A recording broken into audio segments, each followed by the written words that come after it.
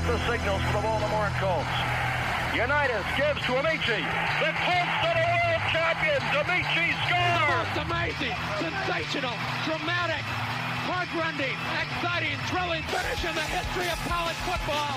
California won the big game. 5 seconds left in the game. Do you believe in miracles? Yes! This is Phil Steele. This is Mike Burnham. This is Wes Durham. This is Mike Ashley. Hi, this is Chuck Foreman, number 44 of the Minnesota Vikings. Woo, mercy, this is handsome Jimmy Vane, the Boogie Woogie Man. This is Coach Fry with Virginia Tech football, and you are listening to Big Dog Sports Talk. Are you ready to rock? Are you ready to roll? Okay, let's do it. You're in the doghouse with Rick Watson on Big Dog Sports Talk, presented by Pulaski County Sports and Entertainment. Join us in the Family Fencing Studios and chime in on the McClellan Chiropractic chat line. He's keeping cool with help from Little River Heating and Air, but this show is straight fire. And now, the big dog, Rick Watson.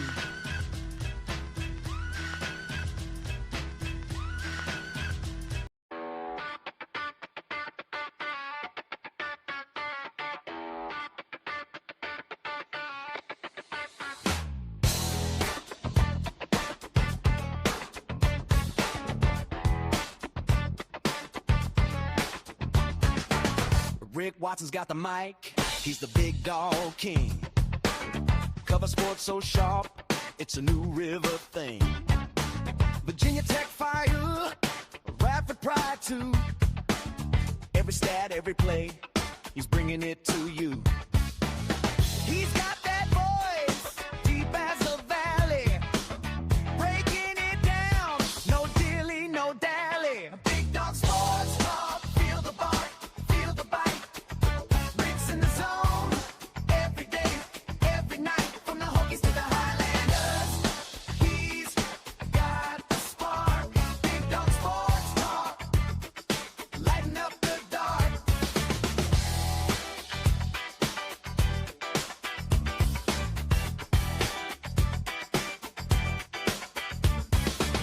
He's got the scoop, faster than a sprint.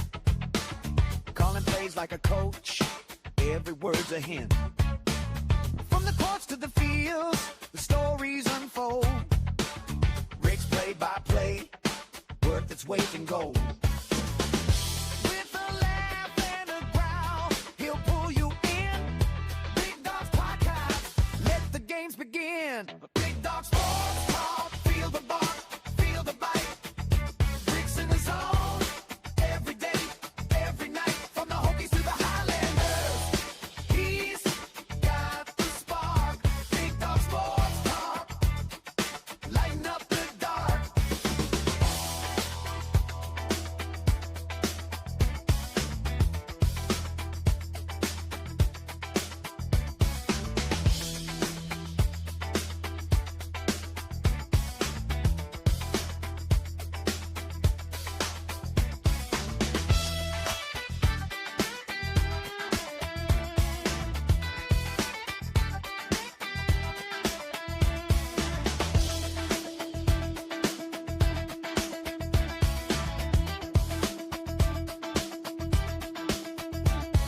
Sports talk, feel the bark, feel the bite. Rick's in the zone, every day, every night, from the Hokies to the Highlanders. He's got the spark, Big Dog Sports Talk, lighten up the dark. Big Dog Sports Talk, feel the bark, feel the bite. Rick's in the zone, every day, every night, from the Hokies to the Highlanders. He's got the spark, Big Dog Sports Talk. Hey, good morning. How are you? Good to see you, Low Country. Stephen, how are you? Welcome. Hope everybody's doing well wherever you might be. Pay attention to the graphic on the screen, because the BDST Bash at the NRV Super Bowl is happening this Saturday at 6.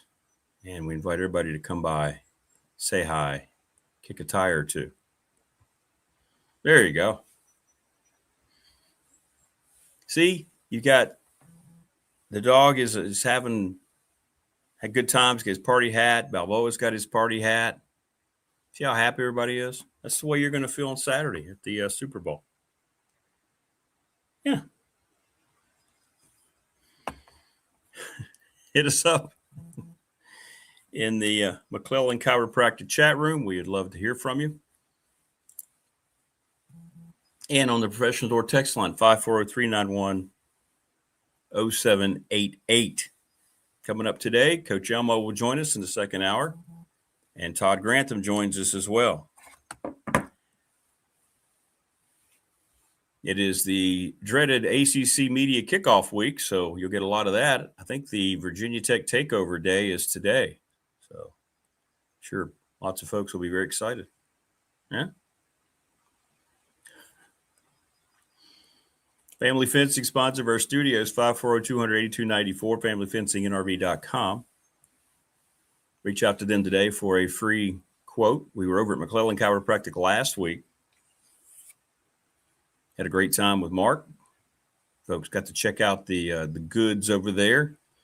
155 Walters Drive. Of course, we're presented each and every day by Pulaski County Sports Entertainment. And on Friday, we were up at the Sportsplex, and I got to talk about that in a second with Jonathan Sweet. My goodness gracious. Thanks to James Lawson. I think he's coming to the Bash on Saturday. Give James a call, 540-381-8011, 300 North Franklin Street in Christiansburg.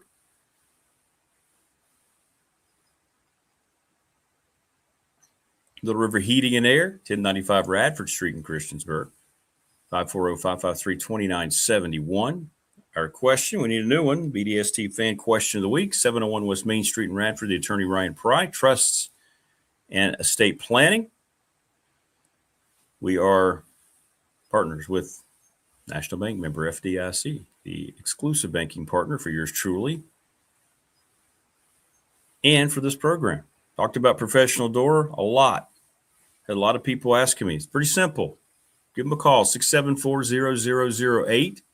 In the month of July, you immediately get $40 off of your visit as they come by just to preventative maintenance on your garage door. Do it. Doesn't matter if you've used them before or not.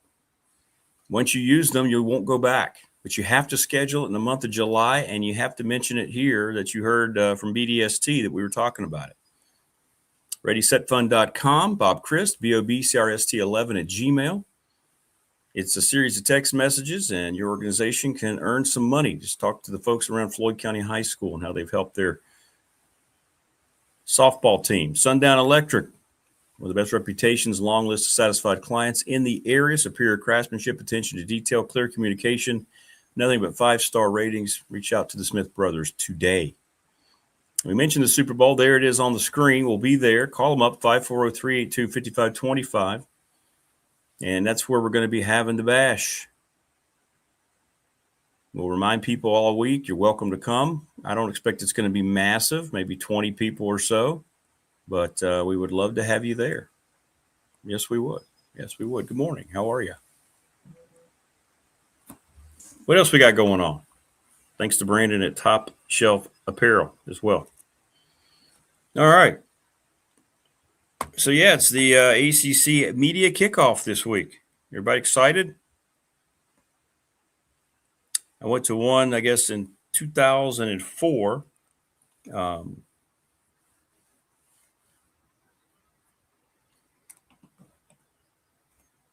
And, you know, it's changed a lot now that TV's gotten involved. It's now a spectacle. I guess they were always involved, but not as much as they are now, to where it's basically scheduled for TV. What's going on, Rev? Good to see you. What's on, Kurth? Hello. Please subscribe, gentlemen.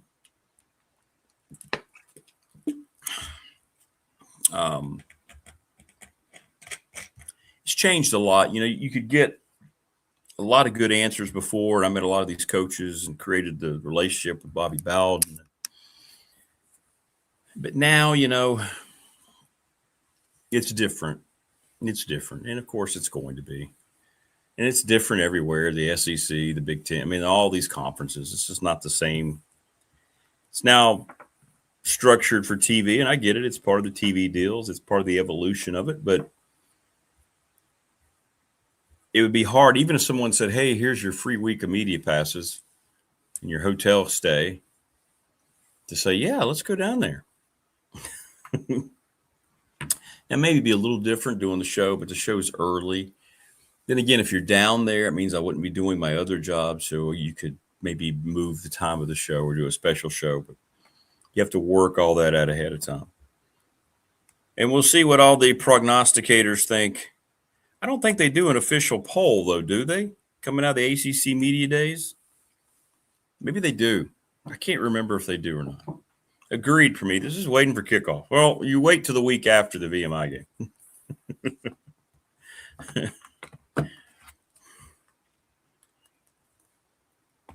By the way, this week in the Patriot, I've decided, because I've had so many people ask, I'm going to give my unabashed, completely irrelevant, game-by-game prediction for Tech in 2026. Yes, I am. It will be pointless. It'll be silly. I will do the best I can. But take it with a grain of salt. But I'll be doing that this week in the Patriot.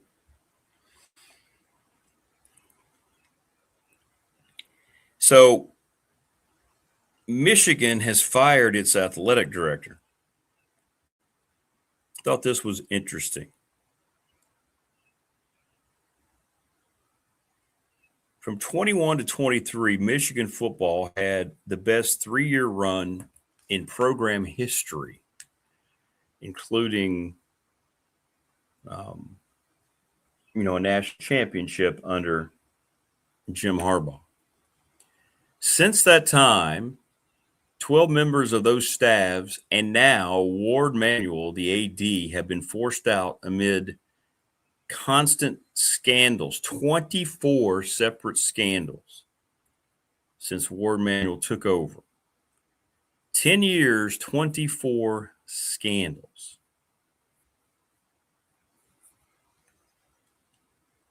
Chris Lowe, who's a college football reporter, said, when you spend more than $11 million for an outside firm to come in and check all of your closets, it's rarely a good thing for the people overseeing those cleaning the house.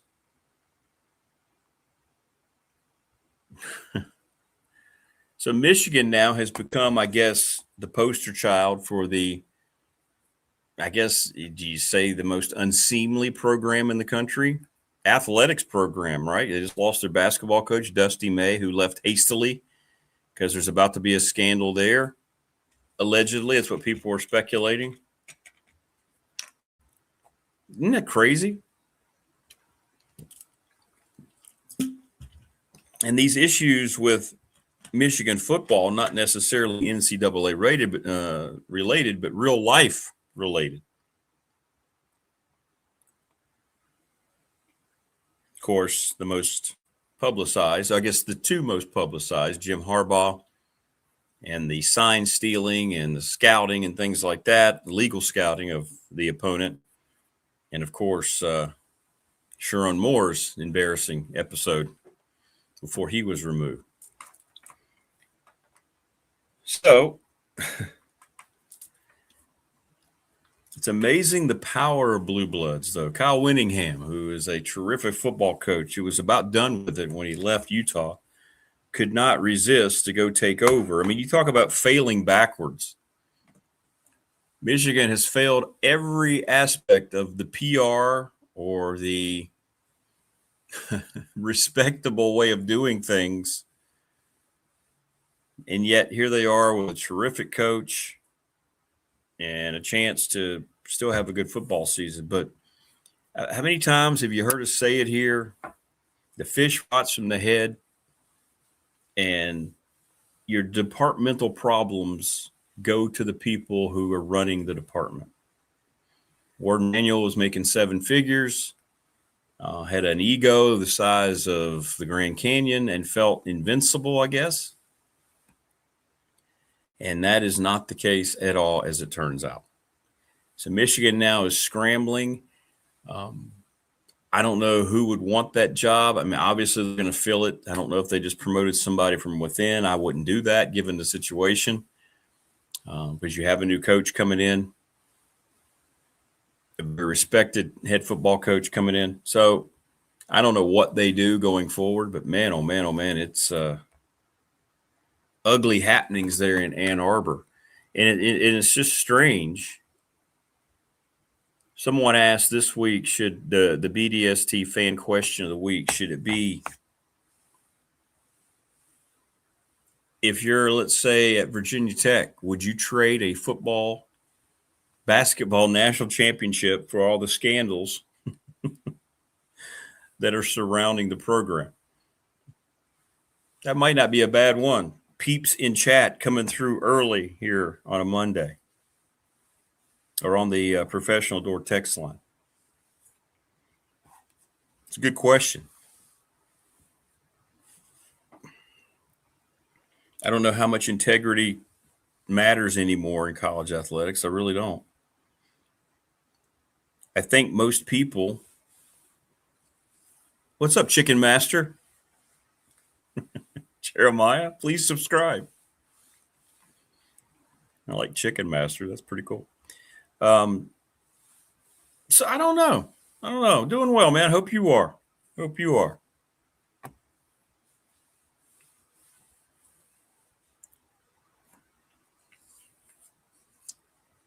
You know, and I wouldn't even put a judgment. I don't watch a lot of UFC. I respect it, Jeremiah. But then you had the scam this past weekend with Conor McGregor.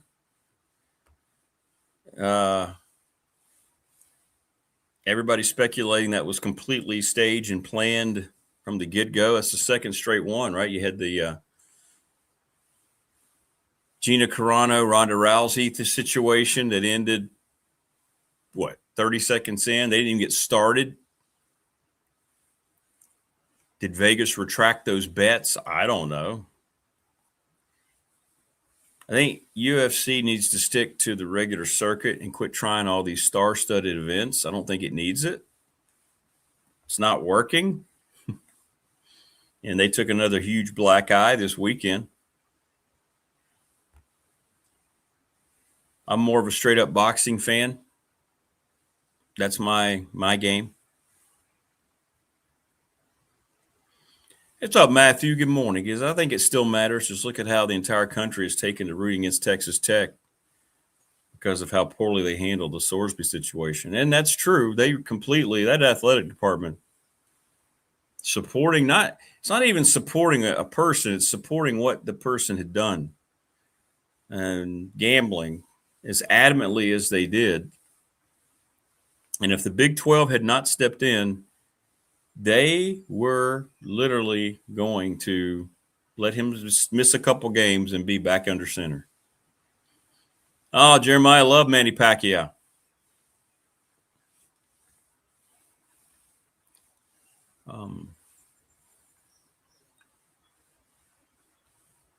And I know Virginia Tech's never won a national championship in anything, and I know it sounds like, boy, I would do that. But if you found out that James Franklin was involved in something, they won a title, and I don't know. I don't know how I don't think people would just kind of blindly just accept it, you know. But you're right about Texas Tech, man. They have really hurt themselves. And how do you look at Michigan? I mean, they're winning titles in the two major sports that matter the most. Favorite boxer is the Viking. Yeah, I'm not sure who that is. My favorite boxer of all time is Muhammad Ali.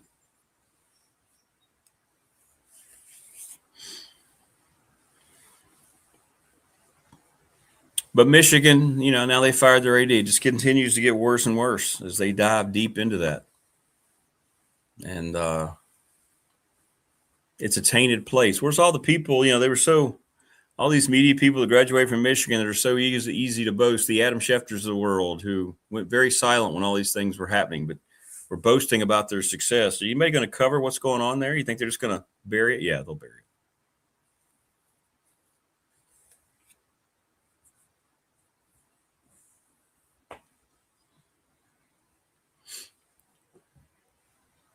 Yes, greatest technical fighter, I think, ever.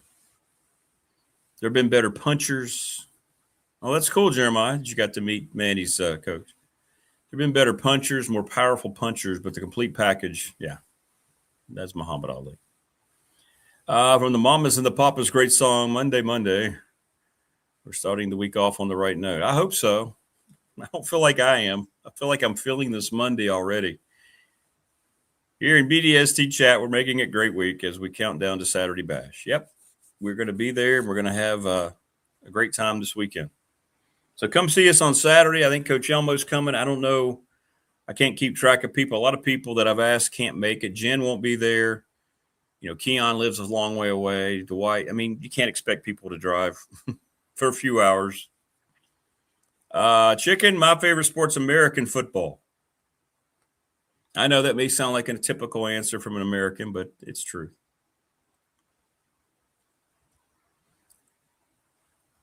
It's true. Greedy Roach, yeah. That's cool, man. That's cool, Jeremiah. And in boxing, you know, same thing happened to boxing. It got completely and utterly corrupt at every level. It's just insanity.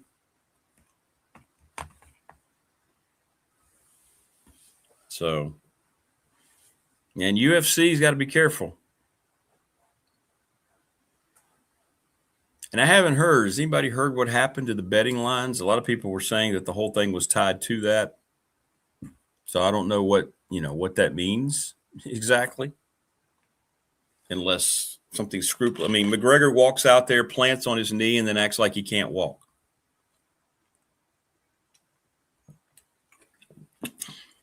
Imagine the people that paid thousands of dollars for ringside seats. Right?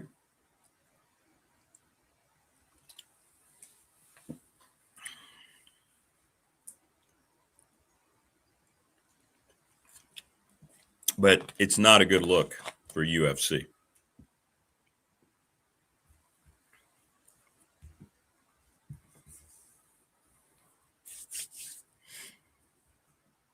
Not a good look. People are saying, I don't know if it's true. They said he knew he was hurt beforehand. Is that accurate?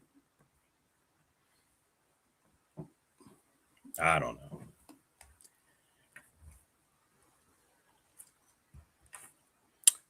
I don't know any NFL, but I like real football where you play with your feet. Well, but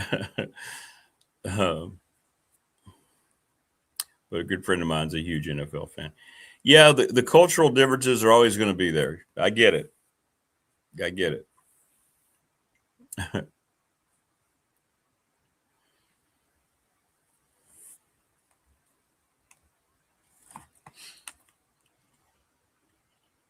But yeah, here in this country, it's going to be American football. And I know where you're from, obviously, it's the other kind of football.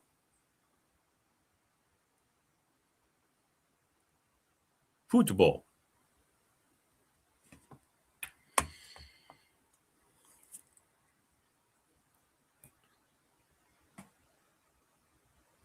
Thanks, Chicken. Appreciate that, man.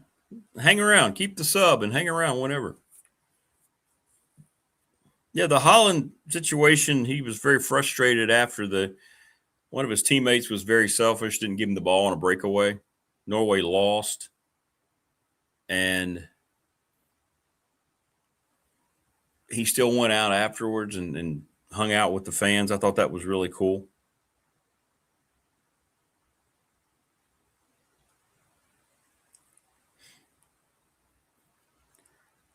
So let me read this here.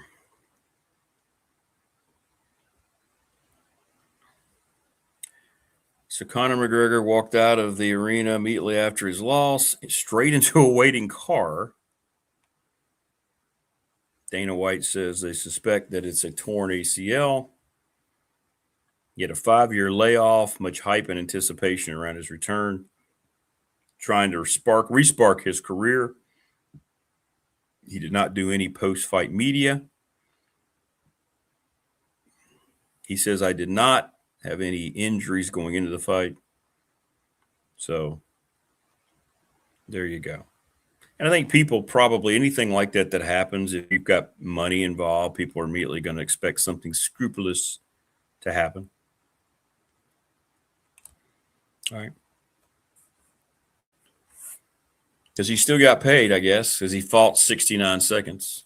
Yeah.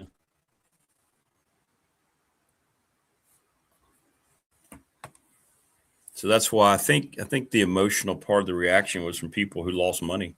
And I get that. I'd be angry too.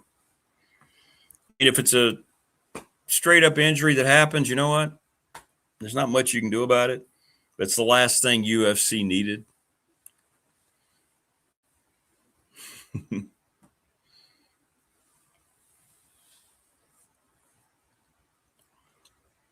And I think, and you're right, Prometheus, there are a lot of drugs. Thanks, Chicken. Appreciate you, man. Thanks for stopping by. You're welcome anytime. There are a lot of drugs surrounding that sport in particular. It's everywhere, I know. But I think the use of performance-enhancing drugs are pretty strong. And when you're done with them, your body changes. And that could be a lot of what happened there. I concur. I concur. I mean, as much as I liked his career, remember when Tiger Woods was, he looked different. And there were a lot of people saying that he was on some type of performance-enhancing drug. I know you're a golfer. It sounds silly. But there were some times he didn't just look fit, man. He looked like he was just massive out there. And I don't know whether any of that's true. I just remember that speculation about Tiger. And it may or may not be accurate. I'm not sitting here saying that it's accurate. But.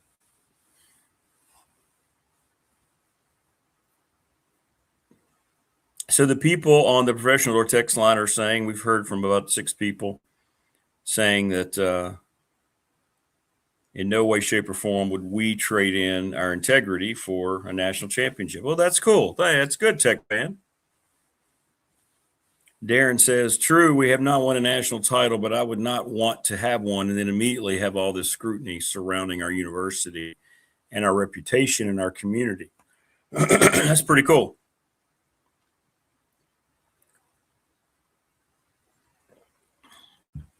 Yeah, if you're going to win it, can you just win it and not have all this stuff going on?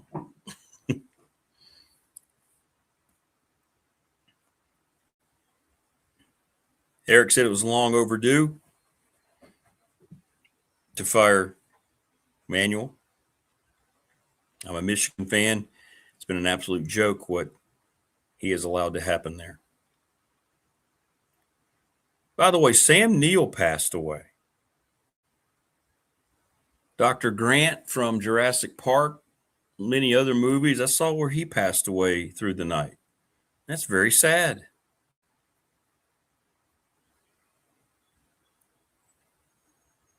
Very sad.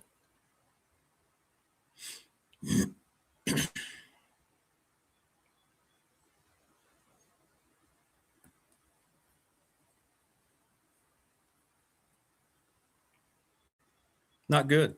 Not good. Rest in peace. He was good. I saw him in other things too. And I love the first Jurassic Park movie. Oh, by the way, a friend of mine said, hey, you want to go see Supergirl? So I went because I wasn't going to pay for the damn thing. And it is absolutely an atrocious film. An atrocious film.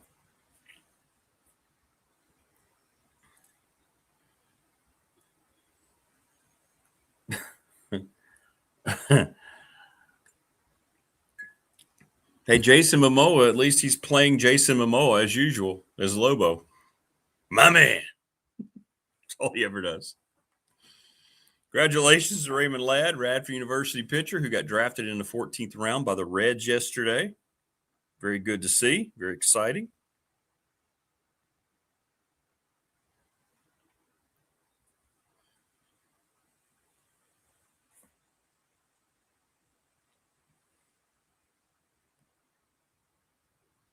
Yeah, but Sam Neill passed away. Yeah, very sad.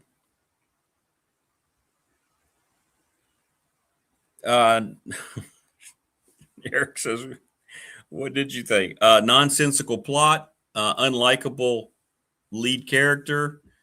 Billy Alcock was not a good Supergirl. That whole angst, why was she so angst-ridden? Didn't wear the costume. In no way represented what a hero's supposed to. They open up the movie with a dog taking a piss on the picture of Superman in a newspaper article. We know what James Gunn thinks of Superman. Terrible, terrible movie. Dumb plot. It was dark. Every scene looked brown. The villain was worthless. What was his? So you have this CGI crypto dog, right? That's based on James Gunn's real dog. And he shoots him with an arrow that's going to kill him in 3 days because, plot has to happen. Movie has to happen. He's the most worthless villain I've ever seen in my life. Just stupid. Just stupid. And the whole movie, the second movie they've done in the new DC universe centered around crypto. Because remember, Superman had Lex Luthor, who was the guy they had playing him in the first movie, had kidnapped him. Now he gets shot by an arrow, all because James Gunn loves his dog.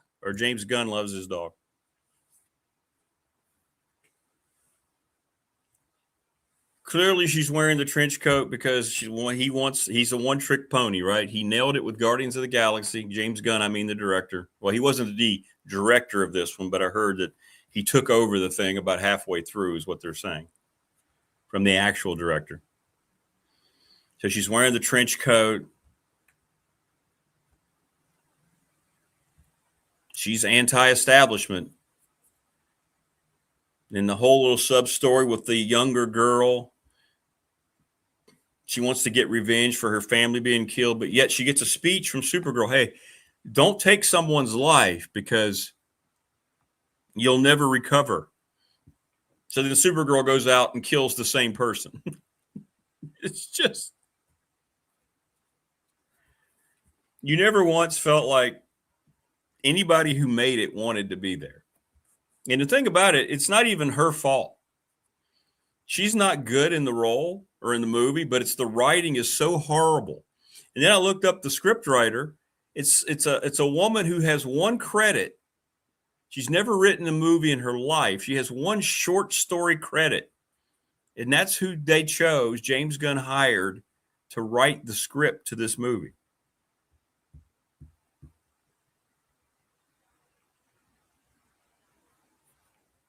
It's going to lose $225 million. It's already being pulled out of over 1,100 theaters. It set the all-time low on a third weekend. It's a complete flop, and now I completely understand why. If I would have paid money to go see that thing, I would have been very angry. Hollywood is just a pile of crap.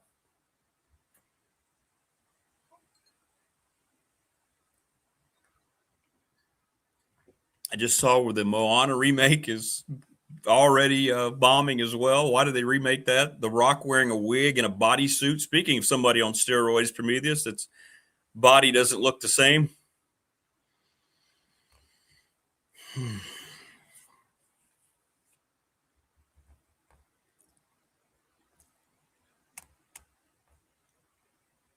I spent a lot of time laughing at the movie. That was good. I had a good time making fun because you start realizing there's nothing tangible about it. And so you just start laughing at it.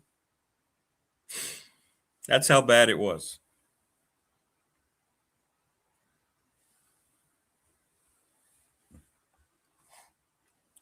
Now I know why it's completely bombed. Terrible. Just terrible. DC Universe is cooked. They got nothing. They got Clayface next. Who? Some random Batman villain. That's who. Oh, by the way, that same writer for Supergirl had been hired to write the Wonder Woman movie. You think they're going to stick with that? Is that even going to happen? I think Man of Tomorrow is next on their agenda. They've got this Lanterns show coming out. DOA.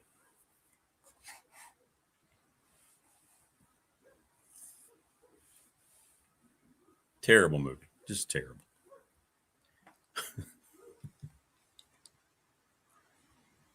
More people on the text line saying, yeah, I would love a national championship. We would get rid of the people, at least Eric is honest, we would get rid of the people who contributed to the scandal. I would take the first natty being a football natty all day. Okay. Well, you know what? Your opinion is your opinion, man. I'm not going to. It's however you feel about it.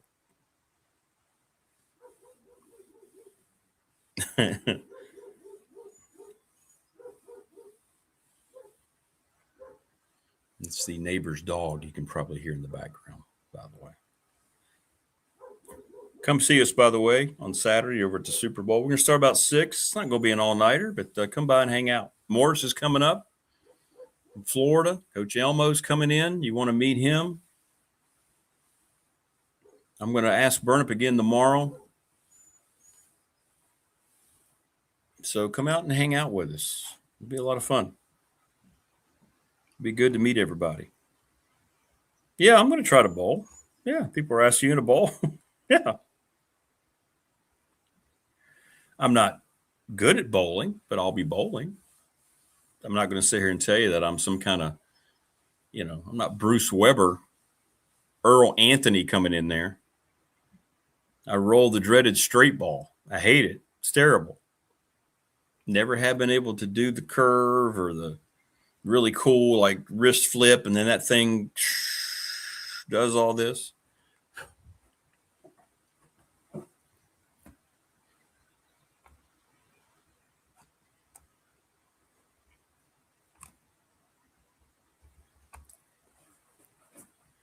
But yeah, I'll do a little bit of bowling. I mean, that's why we're there, right? To hang out at the bash. I guess we'll have some lane. We have a room. We have food, beverages. All you have to do is just show up.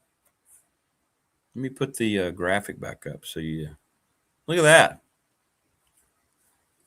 There's the Big Dog Sports Talk Bash at the NRV Super Bowl for Saturday. There it is. See how much fun we're having?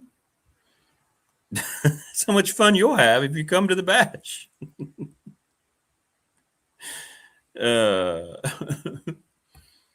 Thanks, Hazara. I work on it.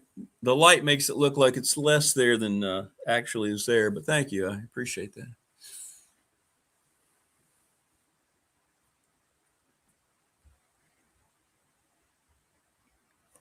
Roger says, you're so right about the villain in Supergirl. Why not just kill the dog? Because contrived, pointless plot had to happen. That's why. She only had 3 days, The dreaded slow-killing poison dart. And that's what it is. The script and the writing was just so bad. And that's usually the problem with these movies. And it looked terrible. It looked terrible. Yeah, it looked really bad. It was just brown. It was just dark. You didn't feel like you even watching it. I mean, heroes are supposed to lift you up. They're supposed to do something heroic. And she made some speech that was so anti what a hero is supposed to be.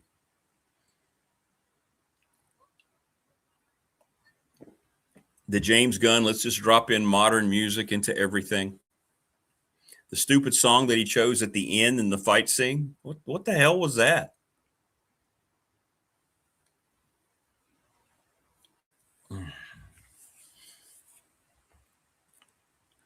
I don't believe so. Somebody's asking, was there an end credit scene? I don't know. I didn't stay. We got the hell out of there. Wasn't interested in it. I don't think I've seen where there weren't any. But that movie is, it might lead to the end of James Gunn being in charge of that studio. That's the scuttlebutt. And I don't know what they do going forward. I really don't. Yep, we were all over it, Wayne. Wayne just can't get here when we start. He just can't. Sam Neill made that movie. I love the original Jurassic Park. I will always watch it. He wasn't in the second one. He was in the third one, which was kind of stupid. But at least he was in it.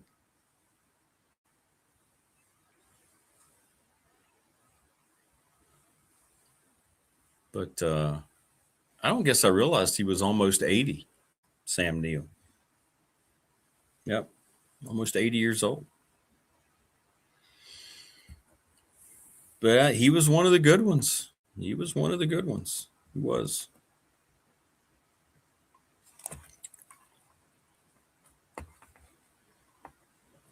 There were 6 people in the studio, Mark. I mean, in the theater, 6. Yeah, boy. We were 2 of the 6. There were 4 other people in the studio, 6 counting us. On a Saturday. Yeah, Dead Calm. He was great in Dead Calm. Yep.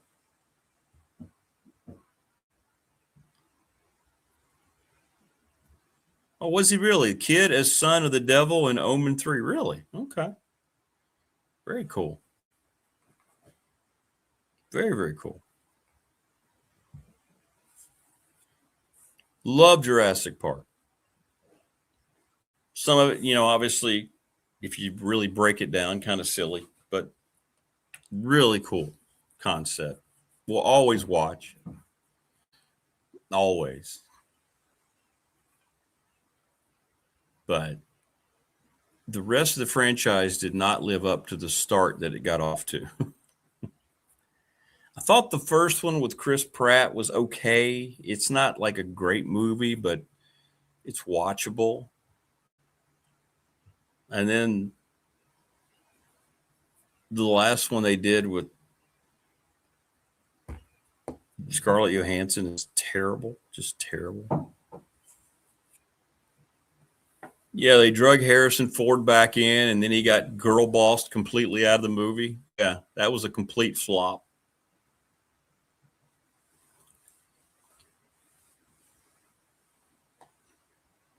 Disney is not good. Now, Toy Story is going to make money because it's Toy Story, but I've heard there's a lot of political things in that movie. Imagine that. But Disney does not make good movies for the most part anymore. They destroyed. How many franchises did they destroy? Star Wars, Indiana Jones, Marvel is dead. This Doomsday movie looks horrible. Brand New Day, the Spider-Man movie, which they get some credit for, is actually a Sony production. Sony owns the rights, the movie rights still to Spider-Man. They share them. They sign a deal mutually with Disney and the MCU. Oh, is he going to be in the new one? Is he really? Sam Neill's in that one? Oh, well, good. That'll make me want to see it even more. By the way, I saw the trailer, thanks to Wayne. Godzilla -1. If you haven't seen the first one from the Japanese production, it is outstanding. Even people, my now wife being one, who scoffs at the whole monster movie genre. When we watched -0, I think that's what it was called, wasn't it? -0. She was like, wow, this is really good. I said, yeah, it's very well acted. It was terrific script, great writing. Imagine that. Telling a story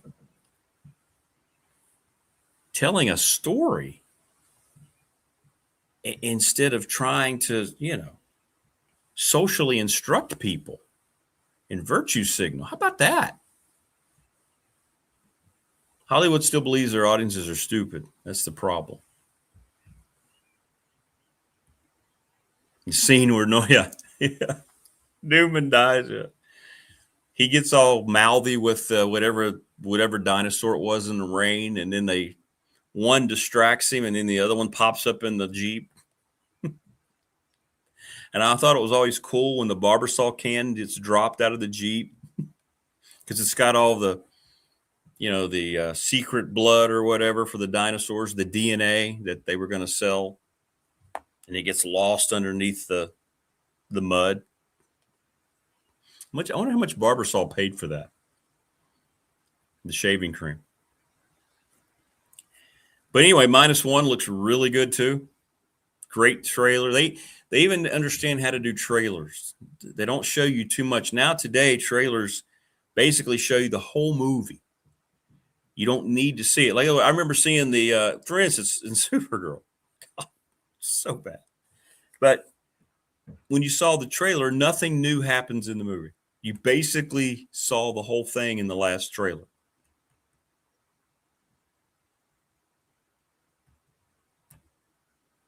When you see the dinosaurs in Jurassic Park, yeah, exactly.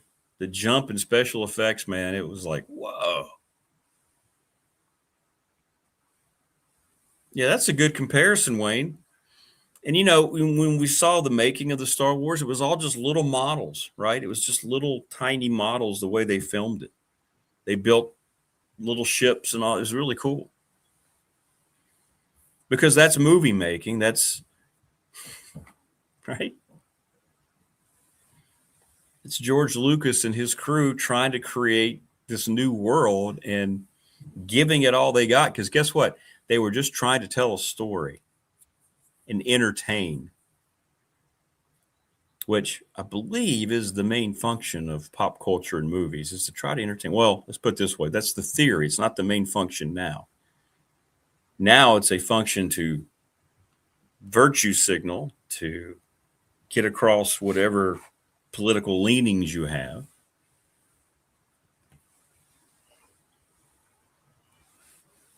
And the Odyssey's running into a lot of scrutiny now, too, because of the casting choices from Christopher Nolan, who's the Babe Ruth right now in Hollywood of directing. He's the guy, right? He doesn't have failures. We'll see how this one does.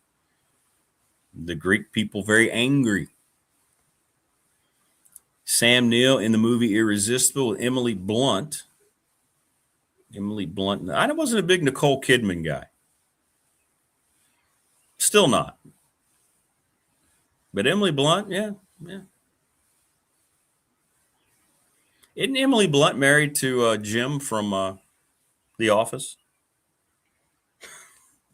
Isn't that right? Or am I just making that up? I think that's right.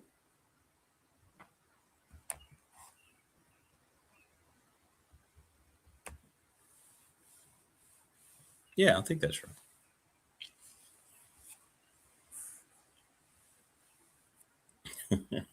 Getting more text on the professional or text line about Supergirl. Eddie says, you're so right about Jason Momoa. He's just Jason Momoa. Yeah, he's not. He doesn't act. He just shows up in the makeup. They put him in there because they realized, I guess, they needed to. He's pointless in the movie, but hey, he looked like the comic book character. He's good casting for Lobo, if you know anything about Lobo. Hey, Jeremiah, welcome back.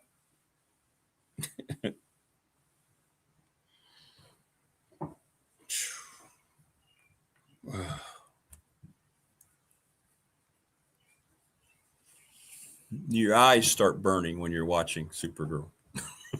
It's so terrible. And I will say this about Millie Alcock. She was the actor playing Supergirl. Not a lot you can do with that script. How was that green lighted? This after Gunn said he's not going to make anything in his DC universe where the script is not just excellent. Well, I think you're just kind of throwing anything out there. I still want to know why. No, I really don't want to wear a diaper. I will probably at some point in my life. I wonder why. My question the whole time walking out is, okay, so I knew this going in. Why was Supergirl the second movie? Why?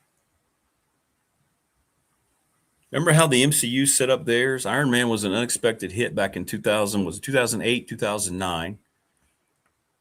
They rolled the dice. Robert Downey Jr., he was outstanding as Tony Stark. Then they had the next Hulk movie with Ed Norton. It was not great, but it was okay. And they had the post-credit scene and then they get into Thor, and they're showing you all the characters leading into the Avengers movie, which was spectacular. It was just spectacular. It was well plotted out before they allowed politics. Then they got worse and worse as they started to do these things that modern Hollywood does. And now they're desperately trying to recast Robert Downey. His character, of course, was idiotically killed in the end game, which is not a good movie. It ended the story, but it's not a good movie. And they bring him back as Dr. Doom here in Doomsday that comes out around Christmas. And they release the first poster art. And it does make you appreciate how good the movies were in the 80s and 90s. And I know there are movies that are trying to get points across and things like that, but they're kind of morals that most humans believe. Now it's just for a certain section of think. They want the echo chamber to appreciate their effort so they continue to get funding, so they continue to get that type of person. Yeah, you did exactly what you were supposed to do. It's not about entertainment anymore. The San Francisco 49ers, absolutely. In 2 weeks, David Smith, who is the best NFL analyst anywhere, will be talking about the NFC West, and we'll be breaking down the 49ers. 2010, there you go. So they've been married that long. John Krasinski, thank you. I could not think of his name. I used Jim from The Office.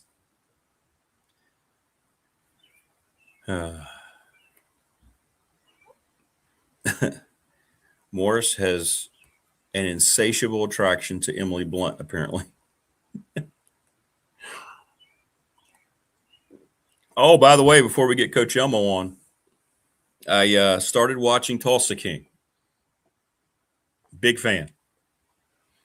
I think I'm through the first 5 episodes of season 1. Extremely well done, and it's all about Sylvester Stallone, man. Well, welcome, Annabelle. Glad to have you. Please subscribe. Please subscribe. Please subscribe. It is Sly being Sly, but he is such an underrated actor. And he has got that character down. I'm telling you, man. So you've all seen it. You guys were telling me about it. Who's going to be Brock Purdy's number 1 weapon? It's a good question. Didn't they bring in Mike Evans from the Bucs? Pretty sure. DeMarcus Robinson, I like him a lot. Christian Kirk's kind of a solid signing. Little slot guy, right? Ricky Pearsall. But Stallone is just a magnificent actor. I do not think, I know people do, but he is one of the greatest of all time. And he wrote the Rocky screenplay. He couldn't get any work and created all of his success himself. And you see that role unfold, and he's magnificent.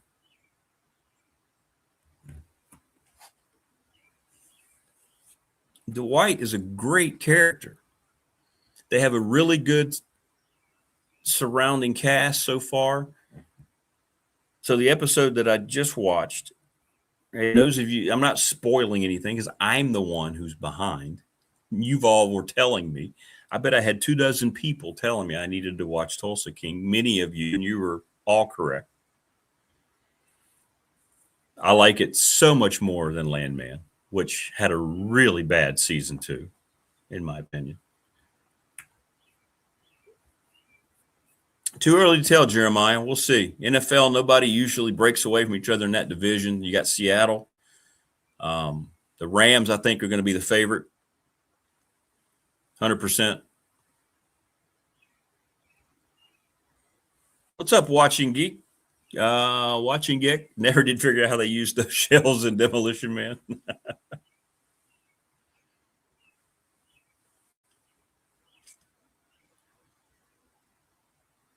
Oh, yeah, that's right. Yeah, Lindsey Graham passed away. And, of course, everybody on that side that hates what he represented, making just horrible comments. Said this before. This is where we are. It's ridiculous. When you're celebrating the decline of your political opponents when they die and you're using that as a way to celebrate, this country is lost. Don't get me started on politics this morning. Just, it's unbelievable where we are and what's accepted. And when people are silent, that means they're okay with it. Right? They can say, well, I didn't say anything bad. Yeah, but you didn't say anything in protest of it either. You just kind of go, oh, okay. Well, I didn't agree with him, so it's fine. It's fine. One less guy we have to worry about. My side wins. Yay, America.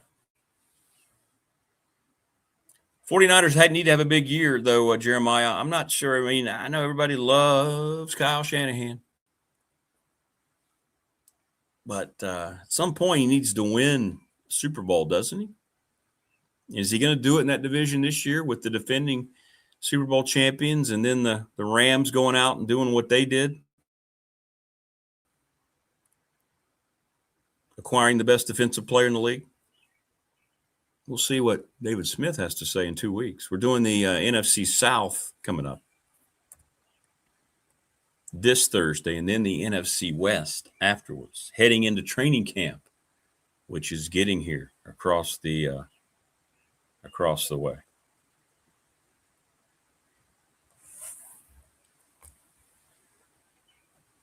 Yes, Kevin. Man, I tell you what, the Professional Door text line. By the way, Professional Door offering $40 off if you just call them up this month to set up a preventative maintenance visit. Tell them you heard us talk about on BDST 674-0008. Did I hear you say you predicted Tech's record? No, but I will in this Friday's Patriot column.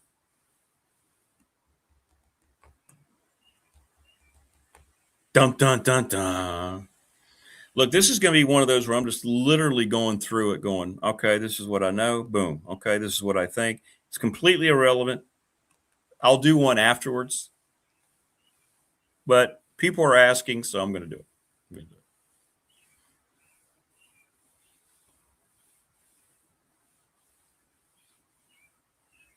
And I like Brock Purdy, Jeremiah. Keeping Kittle healthy, keeping people healthy is just the key to every NFL season. Wayne, that was just between me and you.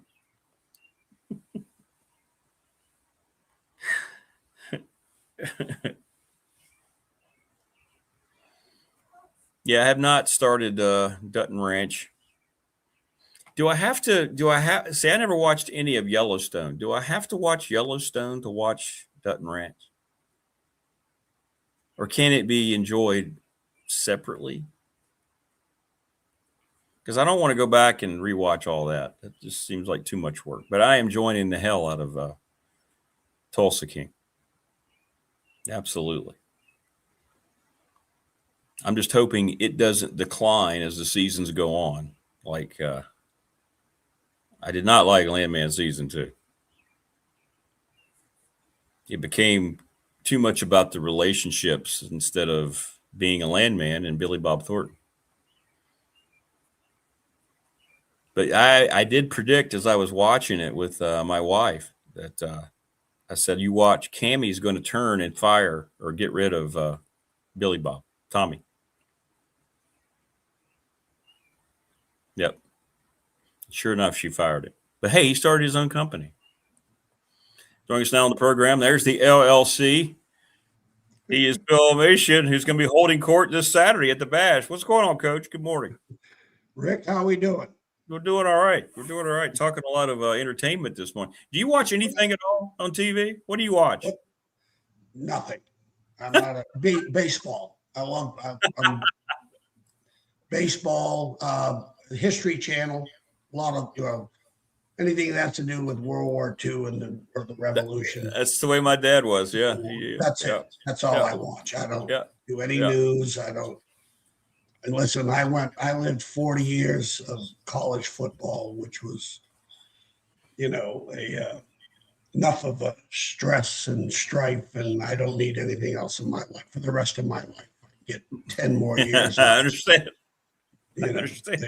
I said, you always hear in politics, well, it's for the children. No, you know what? We let them figure it out. Yeah. We did.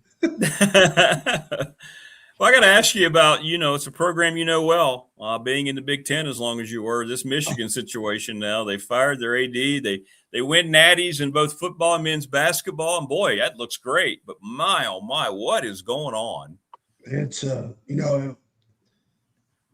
back in the Bo Schembechler, Lloyd Carr days, it was really the standard in terms of integrity. When you back in the day, if you lost a kid to Michigan, they didn't cheat. Well, I'm not saying they didn't, but Bo Schembechler didn't and Lloyd Carr didn't. I guarantee you that. When you lost a kid to Michigan, you lost them to Michigan. And boy, they owned, Lloyd Carr particularly owned Detroit. That's why, Nick left Michigan State, because he was just tired of being the redheaded stepchild. You are.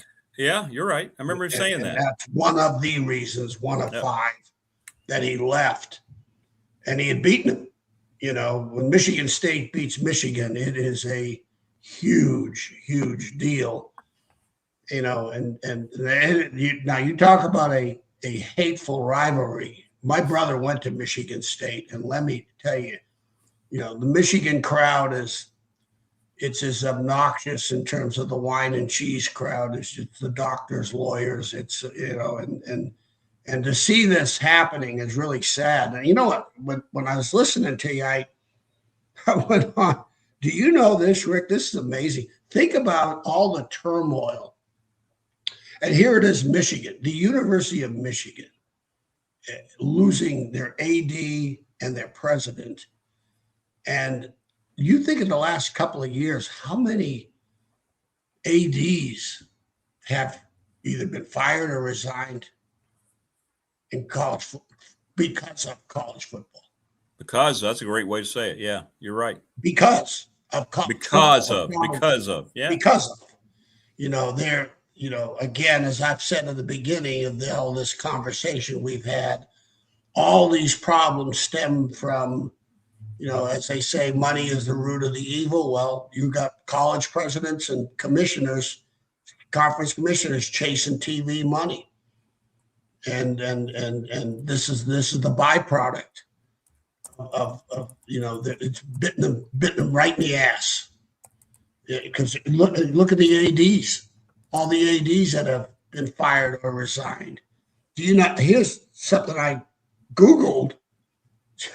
How accurate this is, I don't know. But from 24 to 26, there have been over 100 athletic directors have either been fired or resigned. Wow. In the NCAA. Wow. Over 100. That's incredible. Yeah, and it's all because of, most of it's probably stems from football or off-field relative situations too. That's a part of it, I'm sure. And then in the Big Ten, here's a stat. How true this is, I don't know, but this came off of AI, and I Googled it as I was listening to you because I'm just curious. Because I'm thinking, it's been a while. Of my 40 years, I don't remember all these ADs and presidents getting fired or resigning. I know Bill Lavery with the Bill Dooley deal, that caused an uproar administratively and a big changeover. with the president, athletic director, and head football coach. But that was, you get one or two of those a year, or with maybe 2 years. Now they had 8 out of 18 presidents have resigned or been fired from the Big Ten universities. Just about half in the last, they said wow. Since 2025, the last 2 years. That's another. So, and guess what? Football, chasing the money. And that crazy. Bit them in the ass. It's not just head football coaches now. It's head football coach, athletic director, and president. All three. Look at Virginia Tech. I could go down to schools right now. Virginia Tech, Michigan, Cal, New Mexico, ODU, Syracuse. The list was endless of athletic directors that had resigned or been fired. That's, usually it was just, the endangered species was the head football coach and his staff. Now it's ADs, and it's fallen down to the presidents. You talk about the football domino. When it falls, man, it's taking everybody down. That's true. It's a snowball that can't be stopped. You're right. No. You're right. So, hey, I'll tell these ADs and presidents, welcome to my world. That's right. That's right. Good luck.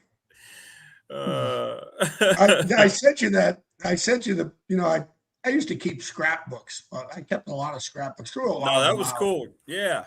But you saw the headlines. That was front page of the Roanoke Times. That was cool. That I cut out. Dooley sues school for $3.4 million.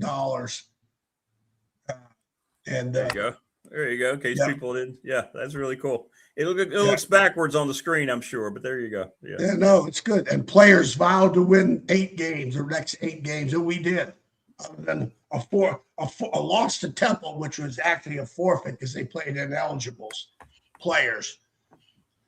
So the players said, we're going to win the rest of the game. They love the guy. The players love the guy. They pissed. And we won 8 straight games after that. And again, it's the domino, football went down. Lavery was resigned or fired, as I remembered. Dr. Lavery, president at the time, Bill Dooley, head football coach, AD. And that was rare. Now it's a given. You have no idea what's, and in the day too, even back in the day when you won a national championship, one thing about the NCAA back in the day, because like when I was at Syracuse, when they were investigating Jim Boeheim in, I think, 1990, I know when I was up for my interview at Syracuse, the day of my interview, I go into Paul Pasqualoni's office, shared this with you or not. There's about 6 big, huge duffel bags all by his desk. I said, I'm just curious, Paul. I said, you going someplace? You just got the job. He goes, no. He said, we got 6 football players that are on standby to play basketball for Syracuse, depending upon what the NCAA is going to rule them ineligible or not. They got a game, I don't know, wherever they were home or it was an away game someplace, and there were 6 basketball players were potentially going to be suspended because of the NCAA. But here's my point being is this, Rick. Paul was telling me, he says, look, when the NCAA comes in for one sport, they don't just, back in the day, they don't make a one-stop shop. They go in and go all sports. They go over your football records and your camps, and they go to football. If basketball is in trouble, suspected of improprieties, they go to football's going with it. If football's in trouble, basketball's going with it. That was back in the day. Now, they might as well shut the compliance office down because it's, there are no rules anymore. The NCAA's got 0 power. But that's college football today. Like I said, well, the athletic directors and the University of Presidents, welcome to my world. Good luck. When Wayne says, Coach, you talk about being fired all the time. Imagine being fired and then kept on the payroll. That's what Virginia Tech has done.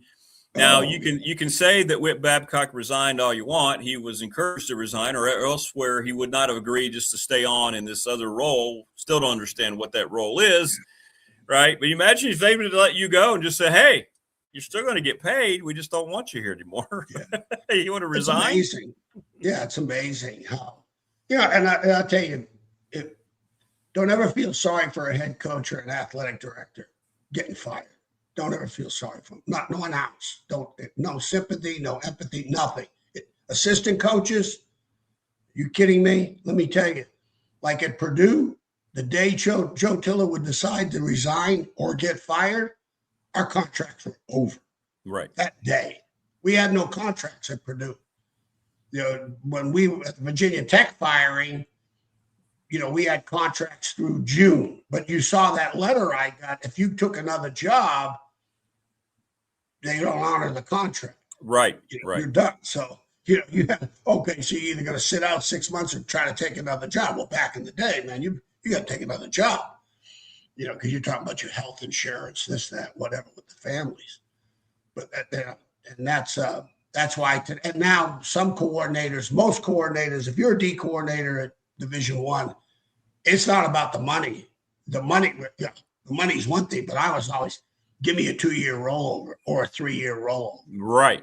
And at least if I know they're not going to renew it, I knew I better get this thing done. Makes at a lot Nebraska, of sense. I had a 2-year rollover at Nebraska as an assistant coach, not even as a coordinator, because I wouldn't. That's what I told him. I said, if you want me, I want a 2-year rollover minimum. And so that but assistant coaches today, it's tough duty for them, especially if you've got families, a house, and man, it's not pretty. Yeah, or if you're former head coaches that's good friends with the new head coach, then you get hired in another position the same year you're fired. Like Virginia Tech. The first, I'm telling you, wow. It's funny. The times that, like I said, the 2 times I got fired, I just, I knew not that I deserved it, but, when you tell the head coach to stick it where the sun don't shine, it's going to happen, at the end of the season. And people say, do you regret it? Oh, hell no, I'd do it again with great enthusiasm. That's what I tell them, even more than I had at that time. Because it's not a matter of right or wrong, but it's just there comes a point in time you slap a dog enough, it's going to bite back. And it was one was for discipline situations, and the other was for ignorance in the game of football. And but you move, you try. I always tell people firing was an opportunity to get a better job. Just go stay involved, stay with football.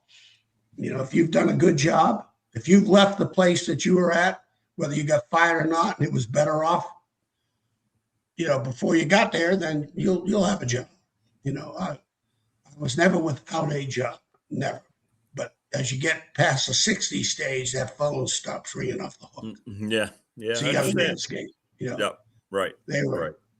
I just had a buddy of mine call me last night. Matter of fact, he wants to come on the show. A guy named Matt Sheldon.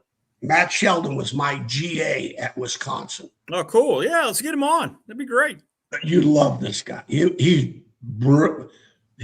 What he's done, he's had a 20-plus year career so far, 25-plus in analytics. He is the analytic guy with the Dolphins, the Bears, I'm trying to think of all the teams he's been with. The Raiders, he's just with the Raiders. And it's a unique position, but when you hear about, during a game and there's 2 minutes to go or all the situations you go through, they've done all those 10-year studies and you're playing the percentages of decisions you have to make. Well, he's the guy. He's the guy that he's like a walking IBM computer. He's a human IBM computer. He really is. And like one thing he did for me that I was just loved it. It was so good. When we transitioned from Wisconsin from 97 to 98 year, we won 8 games. The 97 year, and we lost three guys out of the secondary. I had 2 redshirt freshmen, a walk-on, a couple of safeties returning, but we had 2 redshirt freshmen and another another freshman, the redshirt sophomore. We had to revamp the whole secondary. So Matt came up with this. I still have it today. Tremendous probing. Okay, ranking by positions, and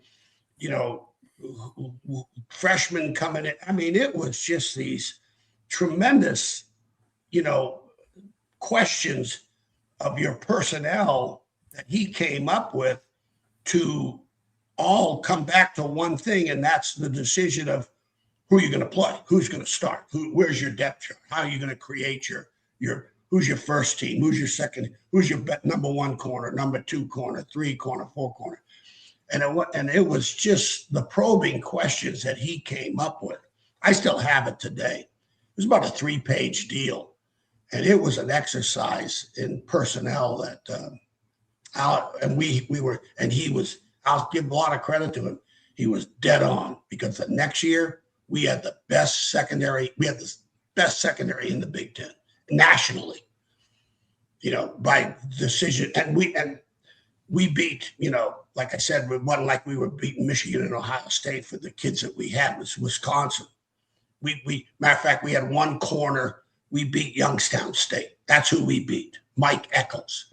Kent State rejected him. But, he was 3.5 student, good mom and dad, great kid, ended up being a 4th-round draft choice for the Tennessee Titans, and started as a redshirt freshman kid that, he was like, at that time, only Big Ten school was Wisconsin, who offered him from Ohio, from the state of Ohio. And then Jamar Fletcher, he got a Missouri offer, but that was it. That was it. Nobody else. Quarterback. He ended up being the Thorpe Award winner. He was first-team All-American, first-round draft choice. And, with the help of Matt, we were able to figure these kids out and have a projection, and he was spot on with every one of them. By the time 2 years later, all 4 starting defensive backs played in the NFL. And they weren't getting drafted in the Army coming out of high school. But hey, you can say, oh, that's self-serving. No, it's not self-serving. This is why we scholarship. And we saw these things in these kids coming out of high school. We saw the potentials that they had in projecting the positions, because Mike Eccles was a receiver. Jamar Fletcher was a quarterback / safety. Jason Doring was a walk-on for us who ended up playing 6 years in the NFL I think he was a 7th-round draft choice or a free agent. And a guy named Bobby Myers from Connecticut, who was, he broke his leg his senior year, didn't get it, but he was a 6'10" high jumper. He was like a Big Ten champion high jumper. So, there was talent, but you got to overturn the rocks. And so the guy named Matt Sheldon, he's I think you'd really enjoy him. Yeah, let's get him on. Sure. If you want to talk about, analytics there's a fine line between, what's going to be useful and what, hey, let go with your guts in terms of the game and the basis of the game. You got to have the combination of both, because, analytics, I think you can lean on them to the point where you can lose a game too. Because the human element's still a big part of it.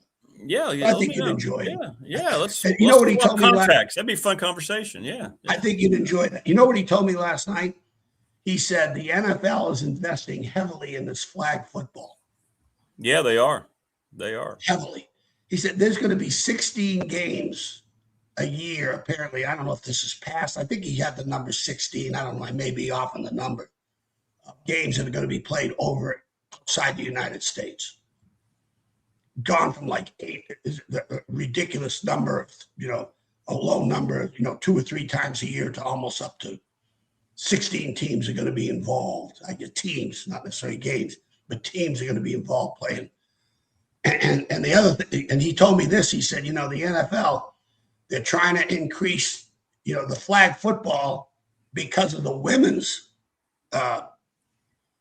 playing in flag football. So now you have more eyeballs. Yep. So all of a sudden, and then you have and then they're selling it where an NFL player can be on the Olympic team, and on and on and on. So this is another revenue, selling jerseys, selling any way to make money outside of the United States, and they're doing it with flag football.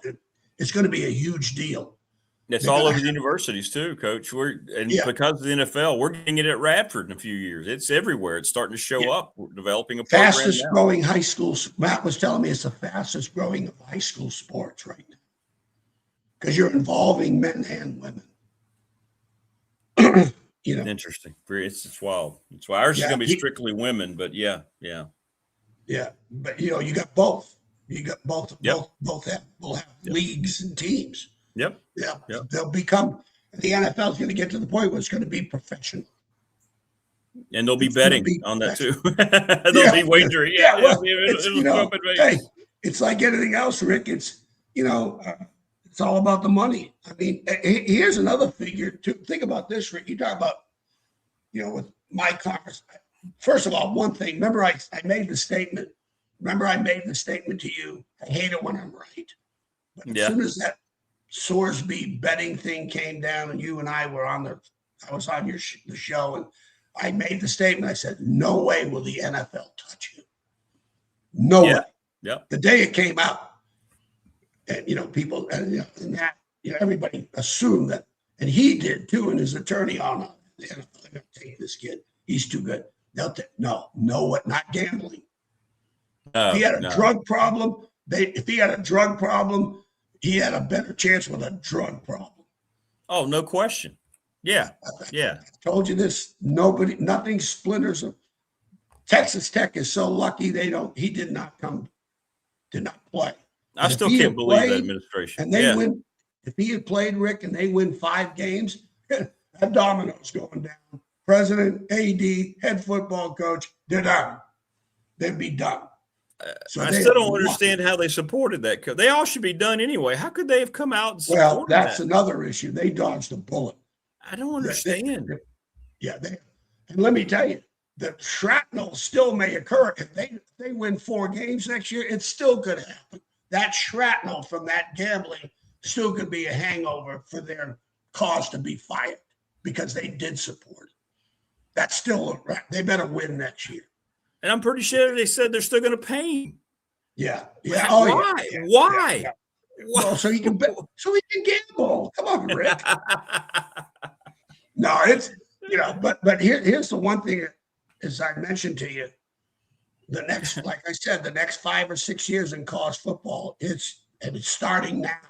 Starts now. It's not going to happen in 2:30. It's starting now. It's here's one thing my buddy told me this because we were talking about it last night, where how the NFL, you talk about, they got college football as their farm team and they don't invest 1 penny in it. That's right. One.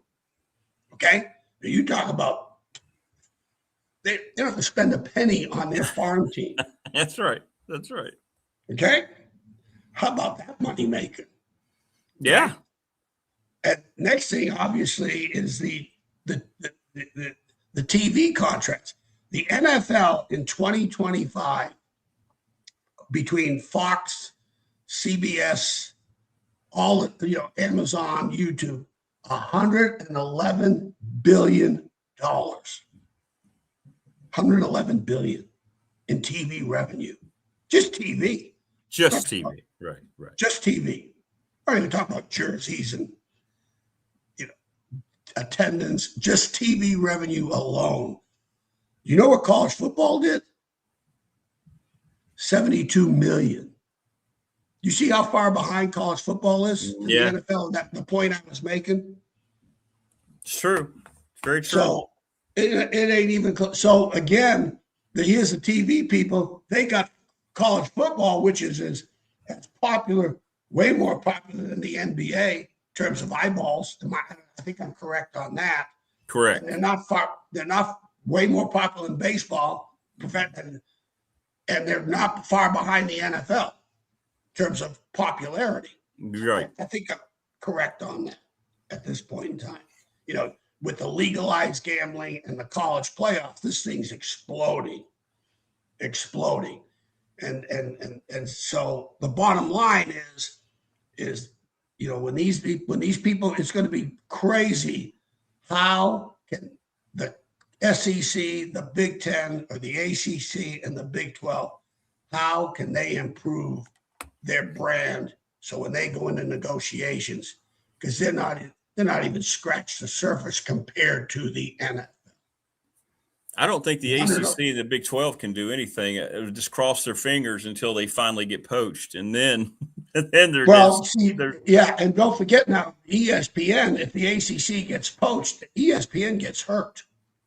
So it is going to be a fine line game in here of jockeying. It's going to be so much jockeying.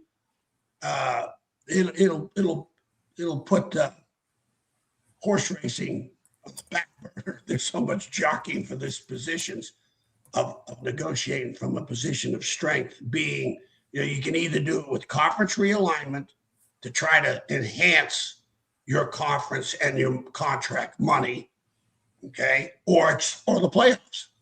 Now, I don't know what else. I'm sure, you know, what else can the SEC or the Big Ten or the AC, any of these conferences, what else can they negotiate with to say, hey, 72 million, we want 100 billion. We want 100 million. Let's give us 25 million more, or because the NFL's got 111 billion with a B. With a B. Okay, you know. Can college football ever get to the B word? Right now, they're at the M word. So, you know, how can they chip away? Because all these television contracts, they got college football on the cheap. So that's going to be, I think that's going to be the interesting, how these commissioners, you talk about earning their salaries, and these presidents and commissioners in the next 4 years. And I think conference realignment is one of 5 ways they're going to try to increase their revenue with TV. Yeah, I agree. And however that plays out, you know, don't care. And it doesn't matter about the brand. It's what can you bring to the conference so we can now get an increase from the TV contracts? Can you carry that for us? Are you going to carry that lunch pail for us if you come into this conference? Because if you're not, we're not going to, well, what the hell? So, you know, whoever that is, Virginia Tech, you know, it doesn't matter. That's that's one of the negotiating ways, I think. And that's why you're going to have realignment, and you're going to have a 24-game playoff. Yeah. I think Prometheus is right too. The NFL, the world view of the NFL because of the billions has brought the game down. In other words, it doesn't take the heart and soul, the American view of the NFL. It's now trying to influence the NFL with the entire world's view of the NFL, which I think is a big reason why the product is, I think, in my opinion, has gotten worse and worse. Yeah, well, they're trying to create some more revenue with the. Oh, that's all that matters. Yeah, it's the only thing that matters to them. Money is the money. You know, the game. You know, I think the game. You know, it's a little bit diminished to a point, but it's too many. Yeah, I'm going to tell you right now. You know, they don't even have any contact in practices. They literally don't. These guys are as healthy as they've ever been. They all got personal trainers who creating their own meals, personal meals, and things of that nature, especially in the off season. And they're playing up until they're in their 30s. Like look at the NFL back in the day. He had a 10-year career, was great. You know, whether it was Jim Brown or 10 or 12, that was the magic number for a lot of those great NFL players. You know, whether it was Dick Butkus or, you know, all the greatest players that ever played the game, you're looking at a 10 to 12-year career. When now that's going to 15 plus. But the numbers of games and the time in between and recovery, playing on a Monday night, then come back and, playing on Sunday. Well, I mean, that's to me is because what's happened in the game, when you don't get that body enough for contact, but they're playing so many games that they can't practice. They can't have physical practices. They cannot. 18 games, my God. It's going to happen. It's going to happen. Yeah. Most I've ever been involved with was in Nebraska because we played 12 games. Then we had the conference championship against Oklahoma and then the bowl. So that was, 14 was the most I've ever coached in one season. And now you make the playoff. You're catching up to an NFL season. And it diminishes the game. I think that in itself. Yeah, agreed. The physicality of the game, particularly. You look at the tackling and you look at the, as well trained as they are and as healthy as they are, the injuries, I look at these people getting hurt. And, I mean, because the more you play, when they added the 12th game to the NCAA, I said, oh, great. It gives us another game a kid could get hurt, another week of practice, and another reason to fire a coach when they added the 12th game. I said, this is going to be a disaster. I hated that when they added the 12th game. But that's. I want to ask you about Clemson because people in chat are talking about how Clemson needs to come back. And can Dabo Swinney be that guy? As much as he's fought the evolution of the portal, he still talks negatively about it all the time. He had to be convinced to do that by the people who are really running the program outside the program. He's in the middle of a deal. I think it pays him around $12-13 million a year after incentives. Do you think Clemson can come back with Dabo as the head coach, or do they need to kind of reset things and go to Brent Venables and say, hey, you're at Oklahoma. Would you like to come back here and be the head coach? What do you think? I think Brent Venables, I'd be shocked if in a private meeting that Dabo wouldn't concur with this. Wouldn't say it publicly, but privately, I think he at least acknowledge that, yeah, at Oklahoma, Clemson, he was a difference maker as a defensive coordinator. Now he hired Chad Morris, his daddy, the old man, to come back as offensive coordinator. But the problem is he won national championships with two great college quarterbacks. Yes. And when he brought what's his name in from Oklahoma, they played great defense, and they went national in recruiting. And now they own Charlotte. Clemson owns Charlotte. Charlotte's one of the best football areas, like the Tidewater kind of in both states. So now north and south, Clemson owns Charlotte in recruiting. You weren't beating them. And so, it should be done. The one thing about the ACC is, there's a reason why if James Franklin, would he have taken the Florida State job? Oh, hell yeah. The ACC is a whole lot softer landing pad. Okay. Carolina, are you expected to win a national championship at Carolina? Do they want to? Are you expected? No. As opposed to Alabama? No, 100%. Or State? Oh, no. Now, Virginia Tech wants to get in the national championship hunt. Is the expectation to win the national championship? Now, I've been a part of that at Ferrum Junior College. We were expected to win the national championship every year. I know it's junior college, but let me tell you, football, with that between the stripes, it is a whole different ball game when you're expected to win it. You're expected to win the national championship. And so you look at all the ACC teams, if any one of them get into the playoff, whether it's Clemson gets back in the playoff, then that's a big run for them. But their expectation at Clemson and Florida State is to win a national championship because they have. anytime you've done it, that's your expectation. Now, Virginia Tech played in it. So, as opposed to a UVA or a Duke or a Wake, even though it was 30 plus years ago or how many years ago it was, they played in it. So they got a taste of it. Look what it did to Blacksburg and Christiansburg. It changed everything, changed the whole university, everything changed for the better. Admissions, things of that nature. Yeah. So, the Clemson expectation is to get into that Final Four. And same with Florida State. And it's failed miserably. So can they? Well, they should be. Let's put it this way. They should be. But you look at both universities and you look at the quarterbacks in the last 2 to 3 years, been horrendous. And their defense is, when Florida State went 13-0, they had a great defense. That Jared Verse was a big factor. Jared Verse was like what Cornell Brown was to us. He infected that football team. There's no doubt in my mind. No doubt that kid infected the football team as a portal kid from Albany State. And then you had the great quarterback. The kid was a winner, 13-0. He was a winner. Okay?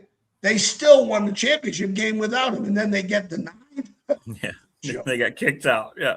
And they've never recovered since because the last 2 portal quarterbacks have been dismal failures. The Klubnik kid for Clemson, he's a guy. Yeah, he's just a guy. Yeah. He's not now. Could he be a better quarterback? Yeah, maybe Matt Mock was to Nick Saban at LSU. Nick won national championships with not his best talents at quarterback. He won it with guys that was probably the 3rd best quarterback talent-wise or 2nd best quarterbacks, both even at Alabama, early years of Alabama, and at LSU for sure. I know that for a fact at LSU.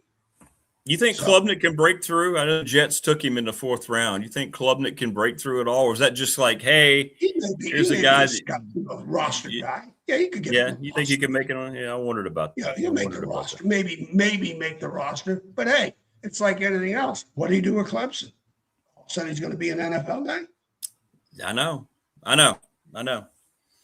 not sure they can come back under Dabo. I think I don't think his heart's in it.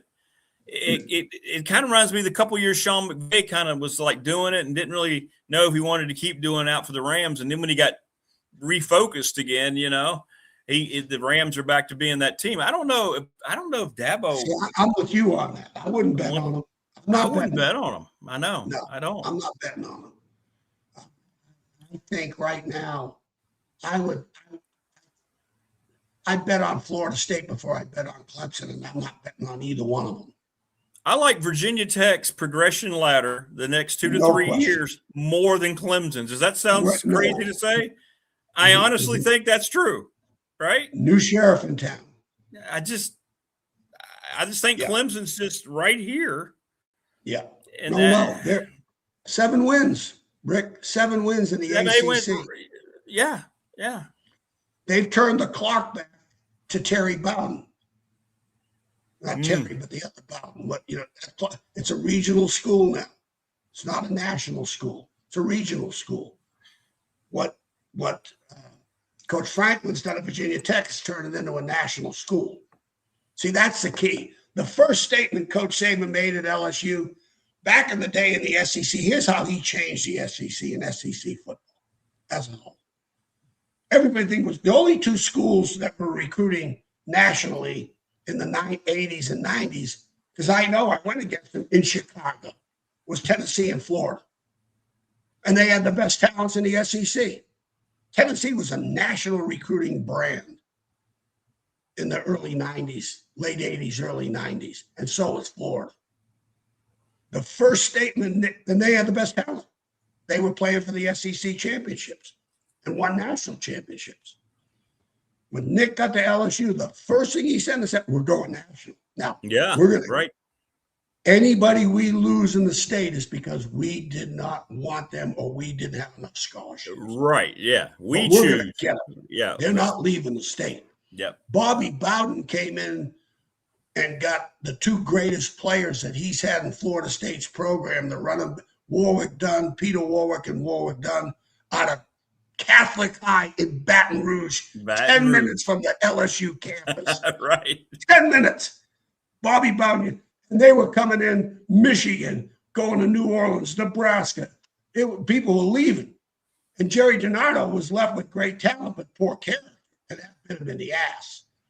So Nick flipped all that around, changed the academic, first thing he put up was an academic building for the credibility, okay, to go national. Because even at that time, like I said, I signed Andrew Whitworth, and he was a valedictorian in high school, or had the credentials to be one. And we signed great students that were great players, especially in the offensive line, especially. Marcus Spears was an excellent student. Michael Clayton was an excellent student, in that class. So my point being is but here's the thing. In order to win a national championship, you got to have your 300-mile footprint secured to get 65% of your playing roster and go national, whether it's especially for a quarterback more than anything else, or offensive line, or the great wide receiver, the big play receiver guy that can turn a program around. You got to go look at Ohio State, they're national. Michigan, national. Alabama is now national. LSU is national because of Nick. The SEC's turned into national programs because of Nick.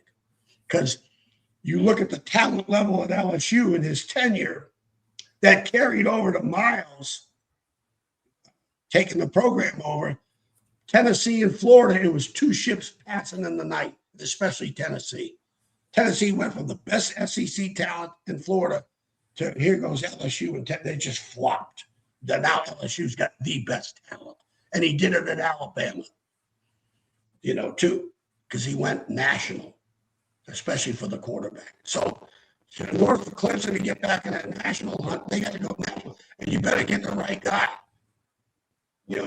Back in the day, because that kid still, that home thing, let me tell you, getting your homegrown kid is so important, because let me tell you, their mom and dad, girlfriend, they'll have about 20, 25, and they're going to play a little harder in that stadium. I don't think that's, Rick, you Pulaski High School. What's the difference? When you played at home, are you kidding me? You played a little bit harder.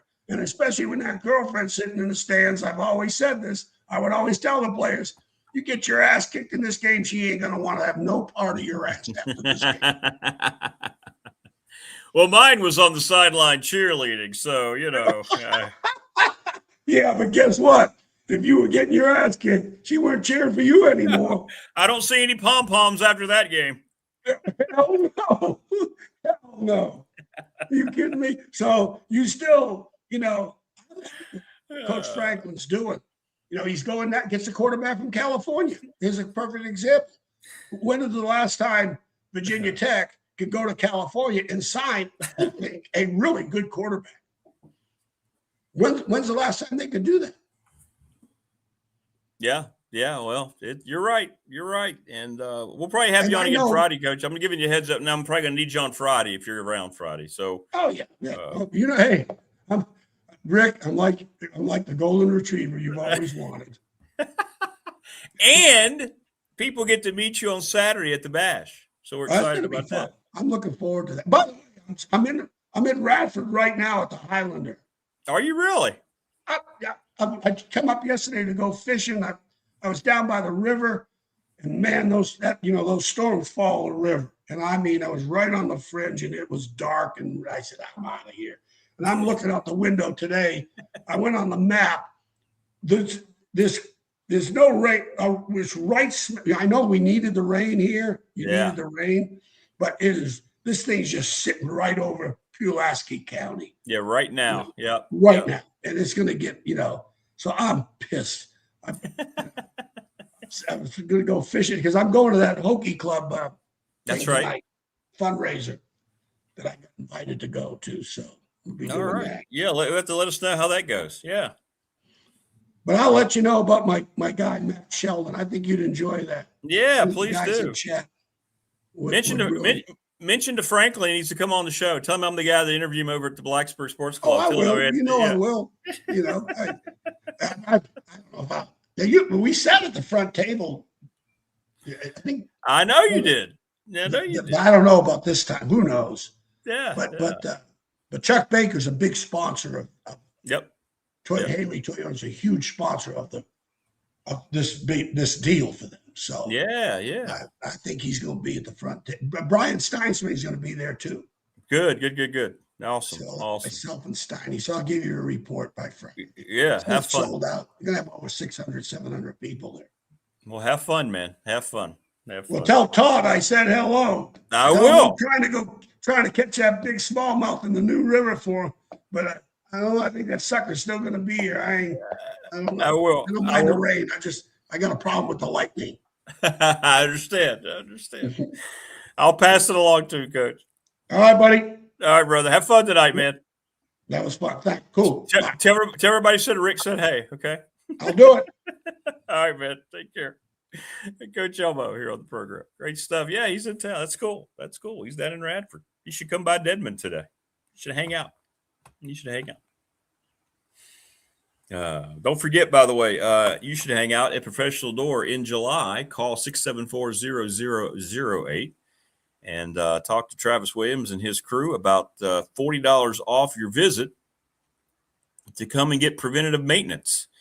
All you have to do is mention during the month of July that you heard us talking about it here on the show. They're celebrating 40 years in business with $40 off right off the top, and that's going to cut into the bill considerably. Reach out 674-0008 to Professional Door Incorporated in Dublin.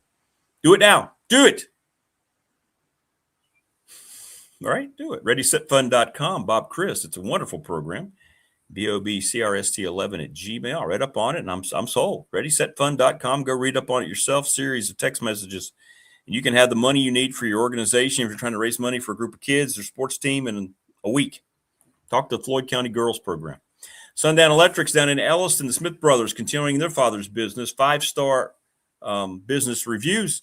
Honest and integrity is always the key. They keep the cost down low as well. We just talked about the bash. We're going to be at the Super Bowl on Saturday. Come see us, 540-382-5525. We're going to have a really good time at the bash as people like the bash logo. Boom, there it is. Look how happy Balboa is. Look at him. He's had a few too many catnips in that logo, don't you think? 6 o'clock, we get underway with Morris and the crew at the Super Bowl. Yeah. It'll be a lot of fun. Going to be a heck of a lot of fun. National Bank member FDIC, the exclusive banking partner of me. I've been doing them 35 years and this program. Reach out to them. Thanks to Larry Ramsey. What's our BDST fan question of the week going to be? Brought to you by the attorney Ryan Price, 701 West Main Street in Radford, Trust and Estate Planning. Got to have a question by tomorrow. Peeps, you've been good. Let's go. Little River Heating and Air, 1095 Radford Street in Christiansburg, 540-553-2971. Let them come and, speaking of getting your units just checked out, reach out to those folks. Pulaski County Sports Entertainment. I was there with Jonathan Sweet at the Sportsplex. Our video has gotten several hundred views. If you saw just the main building, I was blown away. Congratulations to what Jonathan and Tim and that crew's building. It is going to be an all-timer. National attraction. They've already got national sponsorship. It's so wonderful what they have done. And so, yes, Pulaski County can have, why not Pulaski County? It's going to be open for every area, every community. The events they're going to bring in there, the types of events, what it's going to mean for the community to come work out and train. It is unbelievable. Give James Lawson a call. He's going to be at the Bash, I understand, since 1997. Lawson's Mobile Home Supply. 300 North Franklin Street in Christiansburg. Parts for windows, plumbing, installments, you name it. They've got it for you at Lawson's Mobile Home Supply. McClellan Chiropractic Live. They are outstanding. Mark Hunley, I was over there. What's up, Willie? How are you? And what is up, Dallas? I told you I'd give you a shout out, Dallas. Welcome. Please subscribe, y'all. But you don't want to miss McClellan Chiropractic, Mark Hunley. The diagnostics are amazing. Family Fencing, sponsor of our studios here in Reiner, 540-200-8294. And they have completely grown. They are going nuts. I'd like to think we're a small part of that success here on the program. Great, great stuff. Yeah, tell Amy about 20. Yeah, I think that's safe. I think that's safe. We hope people can come in and have a great time. You're welcome. Just when you come in, just say, I'm here for the BDST bash, and you'll probably hear Coach Elmo.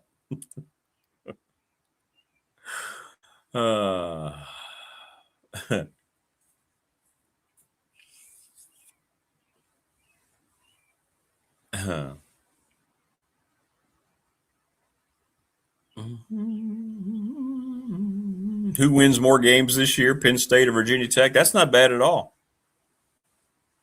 Well, it's going to be skewed because Tech fans are going to say Virginia Tech. That's the only problem. It's going to be 98% Virginia Tech. Yeah, that's right, Tebow. They do. They bring back the best offensive line in the conference, and they bring back a terrific defensive front. Coach Elmo's talked about it. Todd Grantham talked about it. And when you have those two things in place, man, that's a hell of a way to start your football team. And again,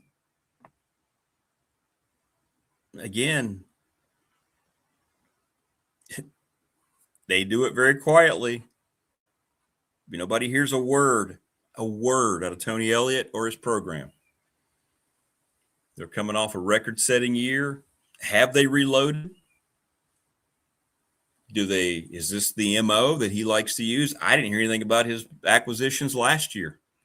And now I watched them play the first couple of games, and I'm like, wow, you can see that talent increase. Or is it a situation where they're unsure so they don't go around publicizing it? I think it's the former, not the latter. But when you're right, Tebow, and they have an unbelievable offensive line coming back. And I'm telling you, if we were talking about Virginia Tech in the same manner, everybody would have the right to be, well, you have the right anyway, it's your opinion. But I'm just saying, if you knew you had an NFL, I mean, if you had an offensive line that has some guys ready for the NFL like Virginia does, you would be ecstatic over the moon right now. But what do we talk about whenever we talk about Virginia Tech right now? I know Coach Moore's building up his guys, and they say they have all this depth, but let's see it. Let's see it. Yeah, that's right, Tebow. What was the kid's name? Prabula? They're saying he's much better than the kid they had last year. Much, much, much better. And I think he is. So don't sleep on the Cavaliers, man. Don't sleep on the Cavaliers. Now, I'm not a Virginia fan per se, but I have a lot of respect for Tony Elliott. If nothing else, the way that man got that program through the shootings, you tip your hat to that guy. And here just a couple years later, they're coming off their best season ever. I mean, that is one hell of a turnaround. He doesn't get flowers. Nobody talks about Tony Elliott at all. I don't understand. And he has to continue it. Right? If they go back to a 4-win season this year, 5 wins, then last year was an anomaly. But if they do it again, hey, Greyhawk, how are you doing? Yeah, Penn State does not have to play Ohio State, Indiana, or Oregon, correct? Isn't it crazy the way the schedule works out? Like, you should not have a program like Penn State miss all 3 of those teams. Now, granted, Indiana was not who they are when this whole rotational thing was put in, but yeah. And Virginia's schedule's not that daunting either in the conference.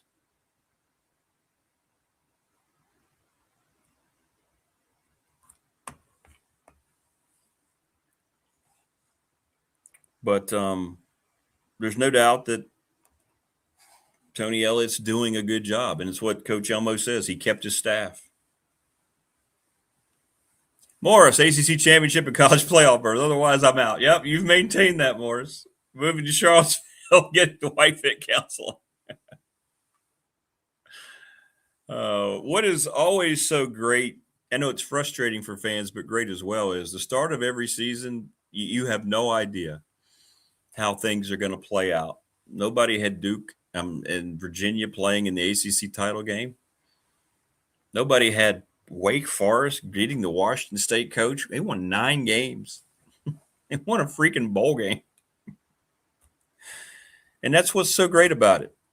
This time of year, I know we're frustrated we don't have the games yet, but it's exciting times. And I think that'll be encapsulated this week during the ACC kickoff. I think today is the day they dedicate to Virginia Tech, so you'll see a lot of highlights if you're sitting around and you want to watch that. I don't know the timing on any of that stuff. I don't watch media day activity, but, that'll be cool for people if you want to watch something. They'll have Franklin on there quite a bit. But Coach Elmo will be there on Saturday, 6 o'clock at the Super Bowl. Coach Grantham going to join us here momentarily. Sending his invite now. There we go. Who wins the AFC West? That's not a bad question. When the Raiders arrive, and I think they're going to, that division,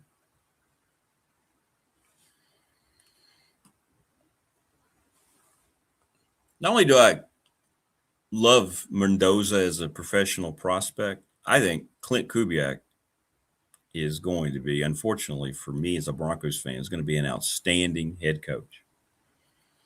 I think he's got a chance to be the next Sean McVay type of coach. I really do. Could be wrong. And I frequently am wrong, but it is what it is. Joining us now on the program is that gentleman, defensive coordinator of the UAB Blazers. Oh, you see that smile. I know he's still on vacay there, but that smile means he knows it's getting close. It's almost time for football. It's getting there, man. We got a couple more weeks left, so it's all good. I got a few things to work on, this week and next week, just spot do it and everything. But it's going to go fast.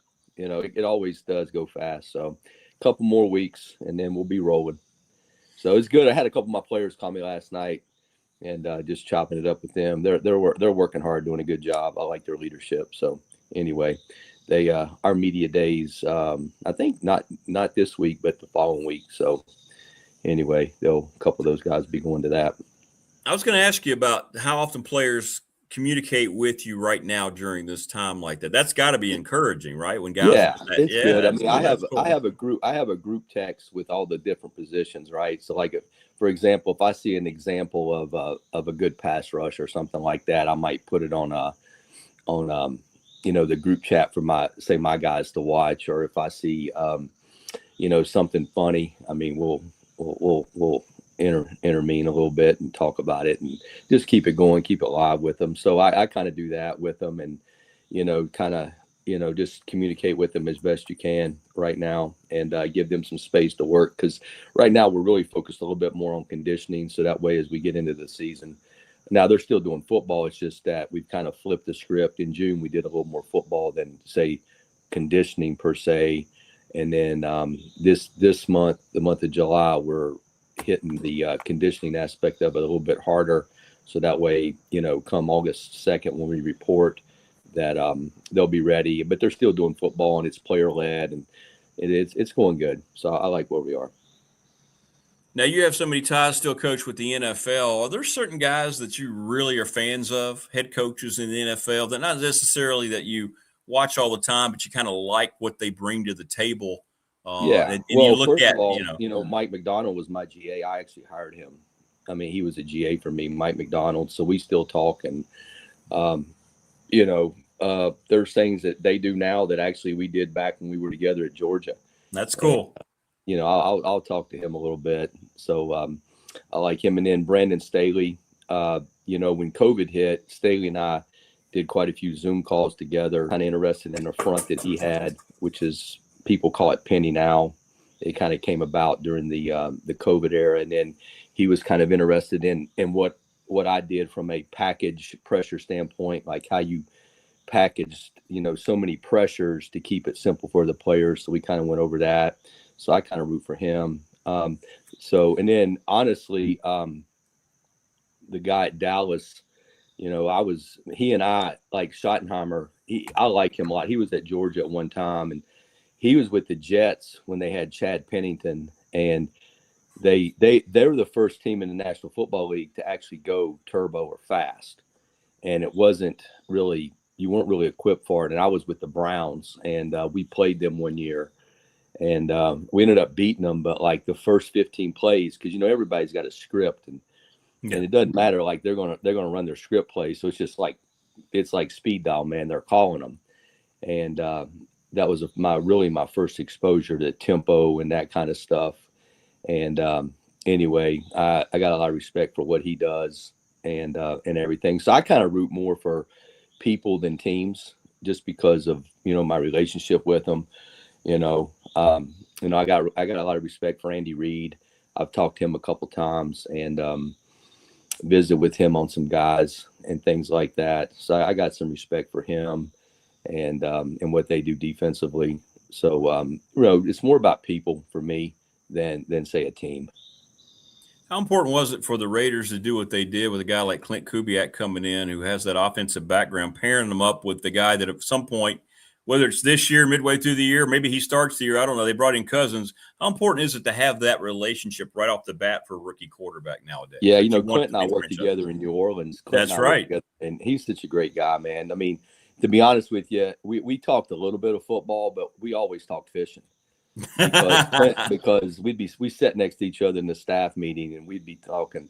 Like his favorite bait in the summer was a grape worm, and I go, there's nothing wrong with that. So I'd always send him pictures of my pond and stuff like that, and we kind of shared some information on that. So we usually just talk fishing, but Clint's a really good guy. He's very knowledgeable. His dad was obviously Gary Kubiak, and had a lot of success. And the biggest thing he did is he surrounded himself with some good people too. Like if you look at his O-line coach, like Rick Dennison is kind of like his senior analyst kind of guy that really handles the run game.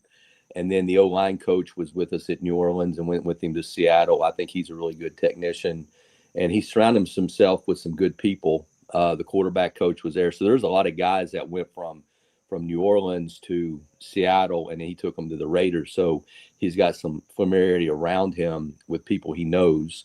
And then, the NFL is people don't realize how difficult it is to play quarterback in that league.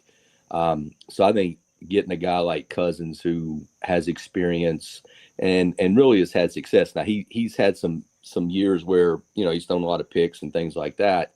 But overall, I mean, he's a quality quarterback. And to be able to pair him up with a guy that you took in the first round, now you're not forced to play that guy. Because what happens is when everybody's a creature of your habits, right? So if the more uncertain you are, the less experience you got, you're going to rely on your habits to survive. That's why, quarterback scrambling in the National Football League is a no-no. And I know that, with Lamar and Mahomes and, that's kind of become a thing now. But at the end of the day, they really don't want those guys running the ball. They want them to get rid of the ball, like get your read, get ready to go. So, by being able to pair him with a veteran guy with the first pick that the Raiders took at the quarterback, it allows them to develop him, but they're not forced to play him. Because like when I was in Houston and we ended up starting with Carr, right? Now we actually beat Dallas 9-7 opening night. It was the first time in franchise history or at an expansion team in their first game beat a team. We actually got a safety and beat them 9-7, but we were forced to play Carr, and I think we went 4-12 that year. And it just, what happens is you end up getting hit, okay, and maybe what you think gets murky. Like, hey, pre-snap I'm gonna throw it here. Well, post-snap it's murky. I can't throw it there. So now I got to hold the ball. Well, when I hold the ball, I get hit. Right. So then what happens is people start surviving. They live with their feet, and then they start scrambling. And that's not what you want. So I think they're in a really good situation from a quarterback standpoint, of being able to play a good player, to let the other, because the problem is players know if you're playing a rookie quarterback, like, and you don't have a chance, they know that, right? So now by playing Cousins, the other players on the team feel like they have a chance to win the game. Yeah, They still want to win the game. And I just think it makes a better situation for everybody. So I think they're in a good spot, and I think Clint's a really good coach. And anyway, I don't know if he's been able to fish as much, because Del Rio interviewed me with the Raiders, and of course that now they've moved to Vegas, but I'm not sure, the fishing that he's going to have out there. And I gotta maybe ask him about that. How's the fishing this summer and everything? Ryan Pry asked a question, Coach, who has a reputation in the league for not being a nice guy, but actually really are great once you get to know them behind the scenes? Like the media may put out there about guys that is not true. You mean from a coaching standpoint? I'd have to really think about that, because I really get along with most guys anyway, and I don't really listen to the media. The one guy that I would say, not necessarily a coach, but like the owner, is Jerry Jones. Like, I like Jerry. Okay. I mean, Jerry spent his money. He can do what he wants to with it. Right. But Jerry was a guy that really got to know you. Like, for example, when we played a preseason game, we were in Oxnard, California, and we were playing San Diego, the Chargers. So we took a train all the way. It's like it was like a 5-hour train ride or something like that. And they had it set. Of course, it was all very plush, right? We had his own caboose, right? And being that I was a new coach, like, you would go back to the caboose for like hour and a half, and he got to know you. You know what I'm saying? That's cool. And he would spend time with you, just getting to know you, about you, your family, and those kind of things. And he's very passionate, from that standpoint. So the thing about Jerry, he's a business guy, and he really is not involved in the draft like people think. Like, the way we did the draft when I was there is we had our draft meetings, which are very long and tedious, right? And you got guys arguing, you got a scout saying this, a coach saying this, the DC saying this. So anyway, you got to rank your players, right? And you got to give everybody a ranking. And then you have your position rankings, and then you got to do an overall ranking. Like, hey, are we going to take this wide receiver or this defensive tackle, with the third pick? Well, you got to have that ranking and everything. So as a position coach, you're kind of more involved in the ranking of your position per se. And you have all this, and it's very tedious, right? Well, then we would set that up. And then 4 days before the draft, we had meetings with Jerry. Well, those meetings were just to appease him, because we'd already done the board. The board was done. And basically you came in and you read your summary. And is that where you want him on the board? Yep, that looks good. Of course, you've already done that 2 weeks before or a week before. You've already done those rankings. So, and it just moved along so much faster because Jerry couldn't sit still that long, right? So it would end up taking like a 2-day summary of how you're doing it. And Jerry, being a business guy, was the standpoint of, as long as he felt that you were really good and competent at your job and that you had value to the organization, he was great. But once he ever felt there was somebody better or you weren't competent, then it was tough. You know what I'm saying? Yeah. And that's really the way he was. So I really had no problem with him relative to the way the media portrays him. Some of that he brings on himself, obviously, with the way he'll say things, but he likes to do that to juice it up. And really he does it to create value, because his motto is, they're either talking about us really good or about us really bad, but at least they're talking about us. But he does create value. Just for example, like if you look at the sale of the Seattle Seahawks, and what they sold for, like if the Dallas Cowboys was to come available, which they will not, because Steven will take the team. I mean, the value of that would exceed that by quite a bit and everything. So that would probably be the one person that, he's from Arkansas. You know what I mean? I mean, he's made his money. He's a businessman. He can sell. Like he does. Like the one thing I'll say about owners is, like, I worked for the guy Houston McNair, and I worked for Jerry, and those two guys like made their money, right? So they were very good at talking to the organization, whether it be the employees or the team. Like they could sell, they could motivate. And then I worked for guys that were given the teams, through their dads, and they really didn't like earn it. You know what I mean?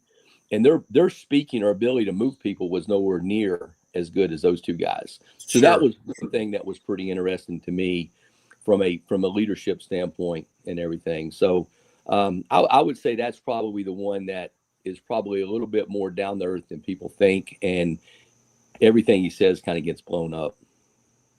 Another question here for you, Coach. Do teams draft the best players on the board always, or go by position they need, or is it kind of a balance? What's the best way to go about it? What was your experience? Each team is a little different.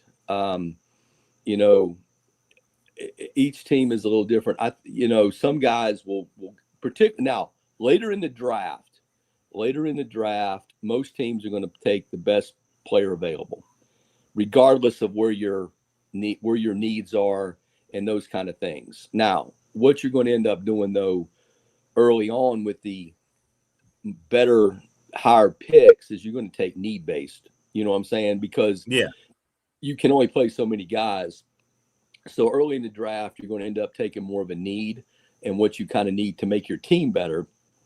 But as you fill that out and you get later in the draft, you're going to take the best available player, because, like the analytics will tell you, like everybody's in analytics now. So like you can look at a guy's height, weight, speed, arm length, wingspan, his short shuttle, his broad jump. You can have all these these measurables, and it'll give you a percentage of his chances to start in the NFL. That doesn't mean he's going to, but in other words, if he's in the 80th percentile, meaning 80% of the people that play the position he plays, they have the measurables he has. Well, his chances of making your team are pretty good. Whereas, let's say you take a guy and let's say his numbers were in the 30s. Well, his numbers are in the 30s. His chances become a lot more difficult, to make the National Football League based upon the measurables that he's shown. And it's not an exact science, for sure, but you're kind of going to go off the analytics on the end of the line guys and go off measurables, or there's some kind of trait you like. You know what I mean? There's something that sticks out to you that this player can do. That was Nick's big thing whenever he recruited. Don't tell me what they can't do. Tell me what they can do. And I've always taken that approach. What can this player do? And then you try to fit it within your scheme to help your team become better. I think months ago you made the statement. I hear it now all the time, and I think about you. You said, look, you look at a guy and he can play, we'll find a place for you. You'll talk to the kid. He may not be the kid he was in high school here, but we can get you on the field, right? It's about good football players. And I hear that so much now. And I think, well, we heard that on the show like 8 months ago from Coach Grant. I think the biggest mistake that football coaches make is they pigeonhole themselves into saying this guy can only play this position. Like even when I was at Georgia, we cross-train people and what I mean by cross-train is like, hey, we may have a safety have to play nickel, which we did in the spring. We may have a defensive end that's got to kick down to a defensive tackle. We may have a corner that's got to go to safety. And the reason that you do that is football is about ability. You got to have athletic ability to play the position. And I want to get my next best player in the game if an injury happens or something, or a package. How do I get these guys in the game? Like, for example, if I got some edge rushers, well, I can only play 2 guys at edge. So who can be an inside guy and rush inside, and then who might be able to be a move around guy? So I might be able to get 3 to 4 of those guys in the field at the same time and everything. So then what that does, though, is I think it helps your team in the standpoint of you give everybody a defined role. Okay, you got to define roles for everybody because everybody wants to have some kind of worth in what they're doing. And how can I define a role for you and what you do to help our team win? So I think it's important that you cross-train guys to get them to learn.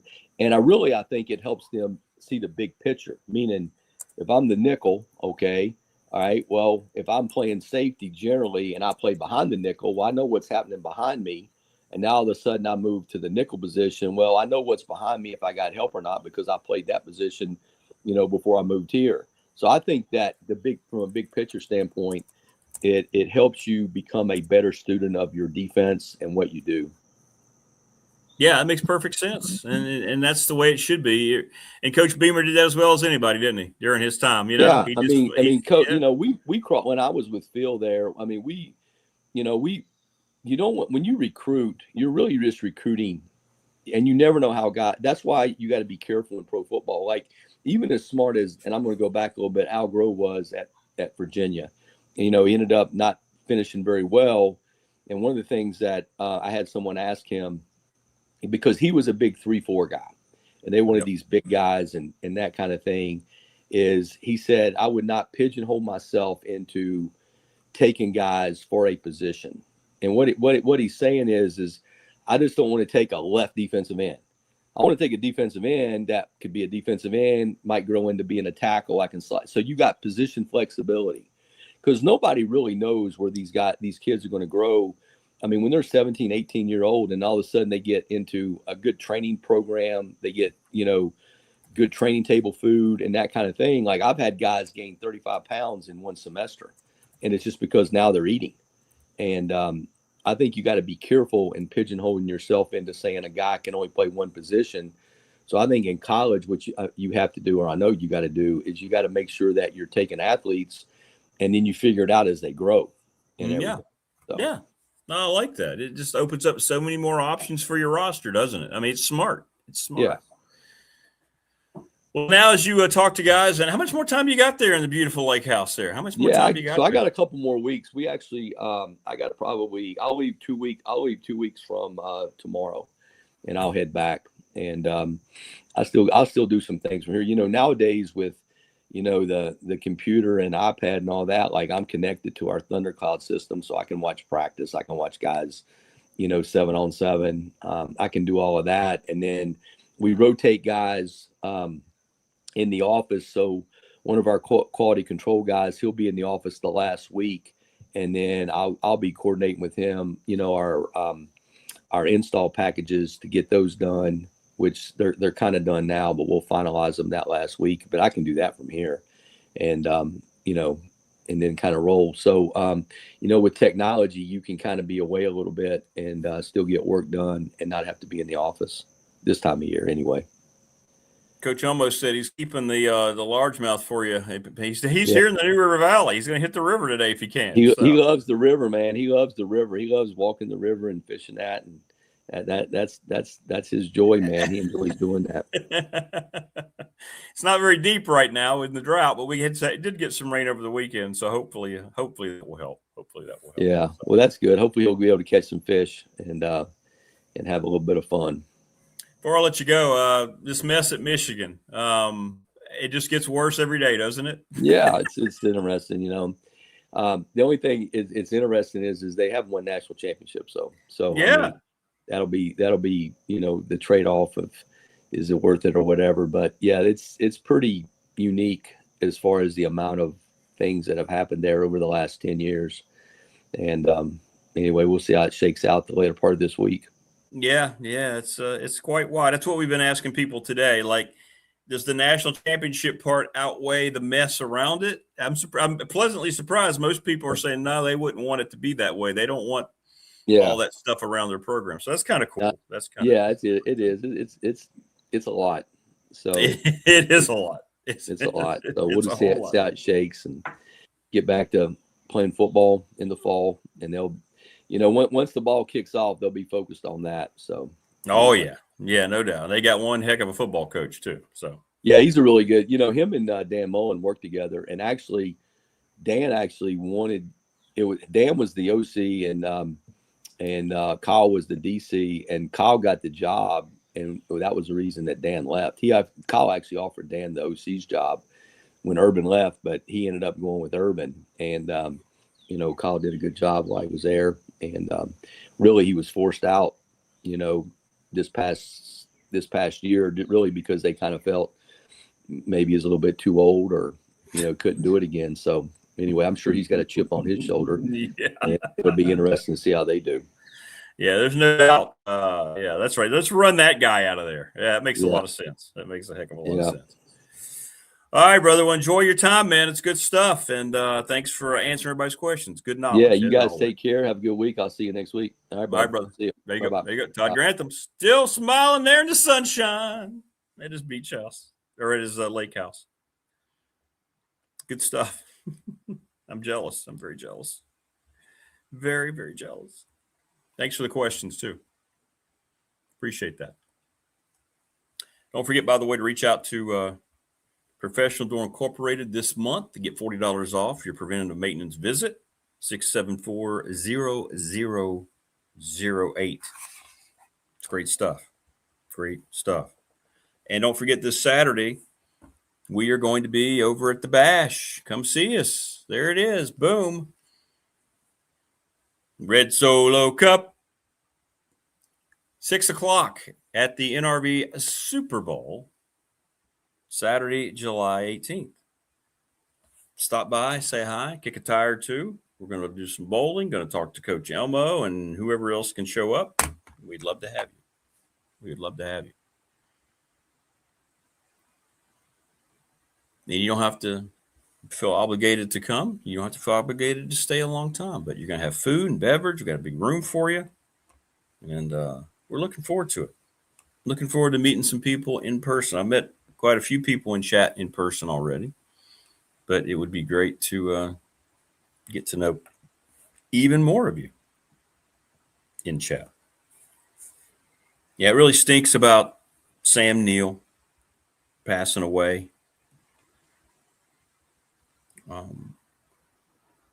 Everybody knows him as Dr. Grant in Jurassic Park, but he was terrific.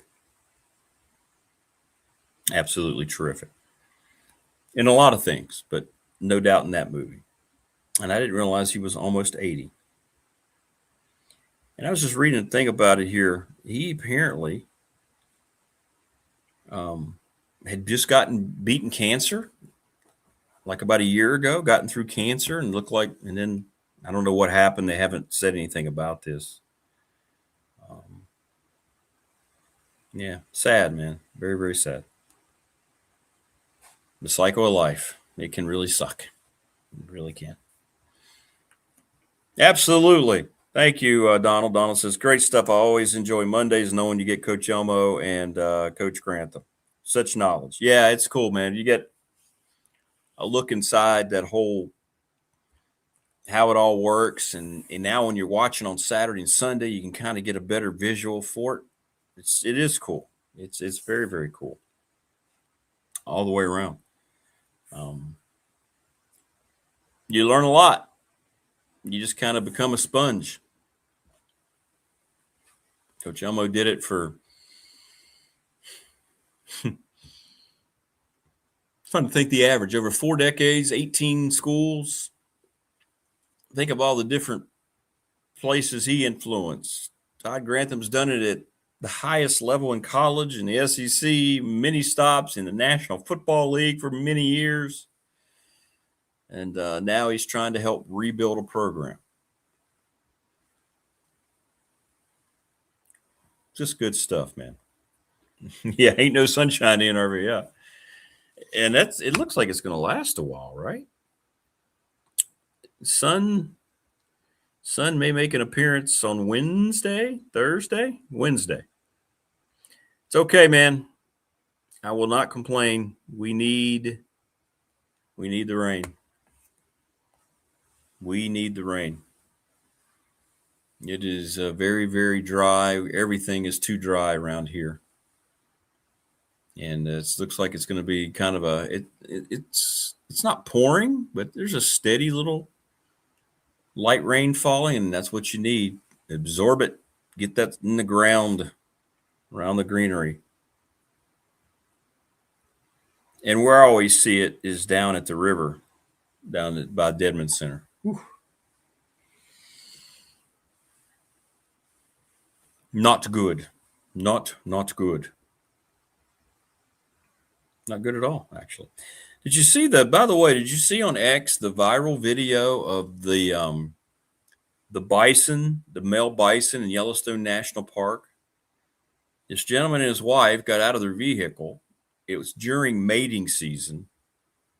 You'll find it if you just go to Google or YouTube and type in bison throwing man or something like that. And he gives all the warning signals with his tail. He rolls around, the tail goes in the air, and he charges. This is an animal that weighs about 2,800 pounds. And he gets on top of that man in a heartbeat. No, we haven't decided yet, Wayne. We need the question of the week.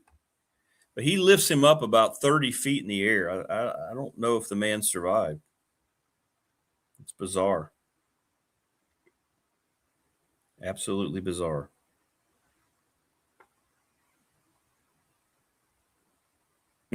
Unbelievable. Unbelievable.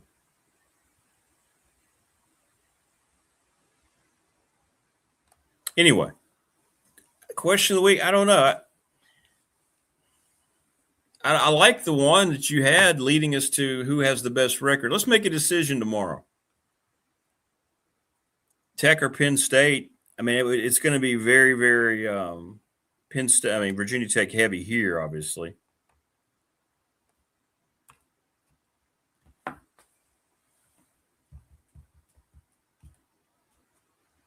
Maybe we should go the other direction.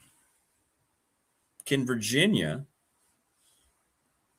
replicate its season from a year ago? Can they be back in the mix? Something like that. I don't know. We'll decide tomorrow. Again, congrats to Radford's Raymond Ladd. Their ace got drafted yesterday in the 14th round. Awesome. Well, that's a good one. The movie you think of when thinking about an all-time summertime blockbuster. Let's go with that. That'll be fun. So there's our BDST attorney Ryan Pry fan question of the week. The movie you think of as the summer blockbuster. I might have to write these down. We'll get a lot, won't we? Summer blockbuster. Jaws is the first vote. Jaws is a great movie. Great movie. All right. Good start. Good start to a Monday. What's up, Dwight Vick? They do. They hope they found their guy. I heard the kid out of Missouri looks better than the kid they had last year. And then they took the kid from Pitt, too. And we'll see how that develops. But he's got to get out there and perform, right? Much like Virginia Tech with Ethan Grunkemeyer, they performed pretty well at their last stop. Now, how do they come into the new program? And we'll see. Everybody enjoy the rest of your Monday. We'll see you tomorrow on the Tuesday edition. Don't forget, I believe today on the ACC network, it's Tech Takeover Day. I don't know how they do that in 4 days with a bunch of different programs or whatever, but I think Tech is the lead program today. If you want to watch some highlights, check it out. Thanks to the sponsors. We'll see you tomorrow on the Tuesday edition, everybody. Stay safe.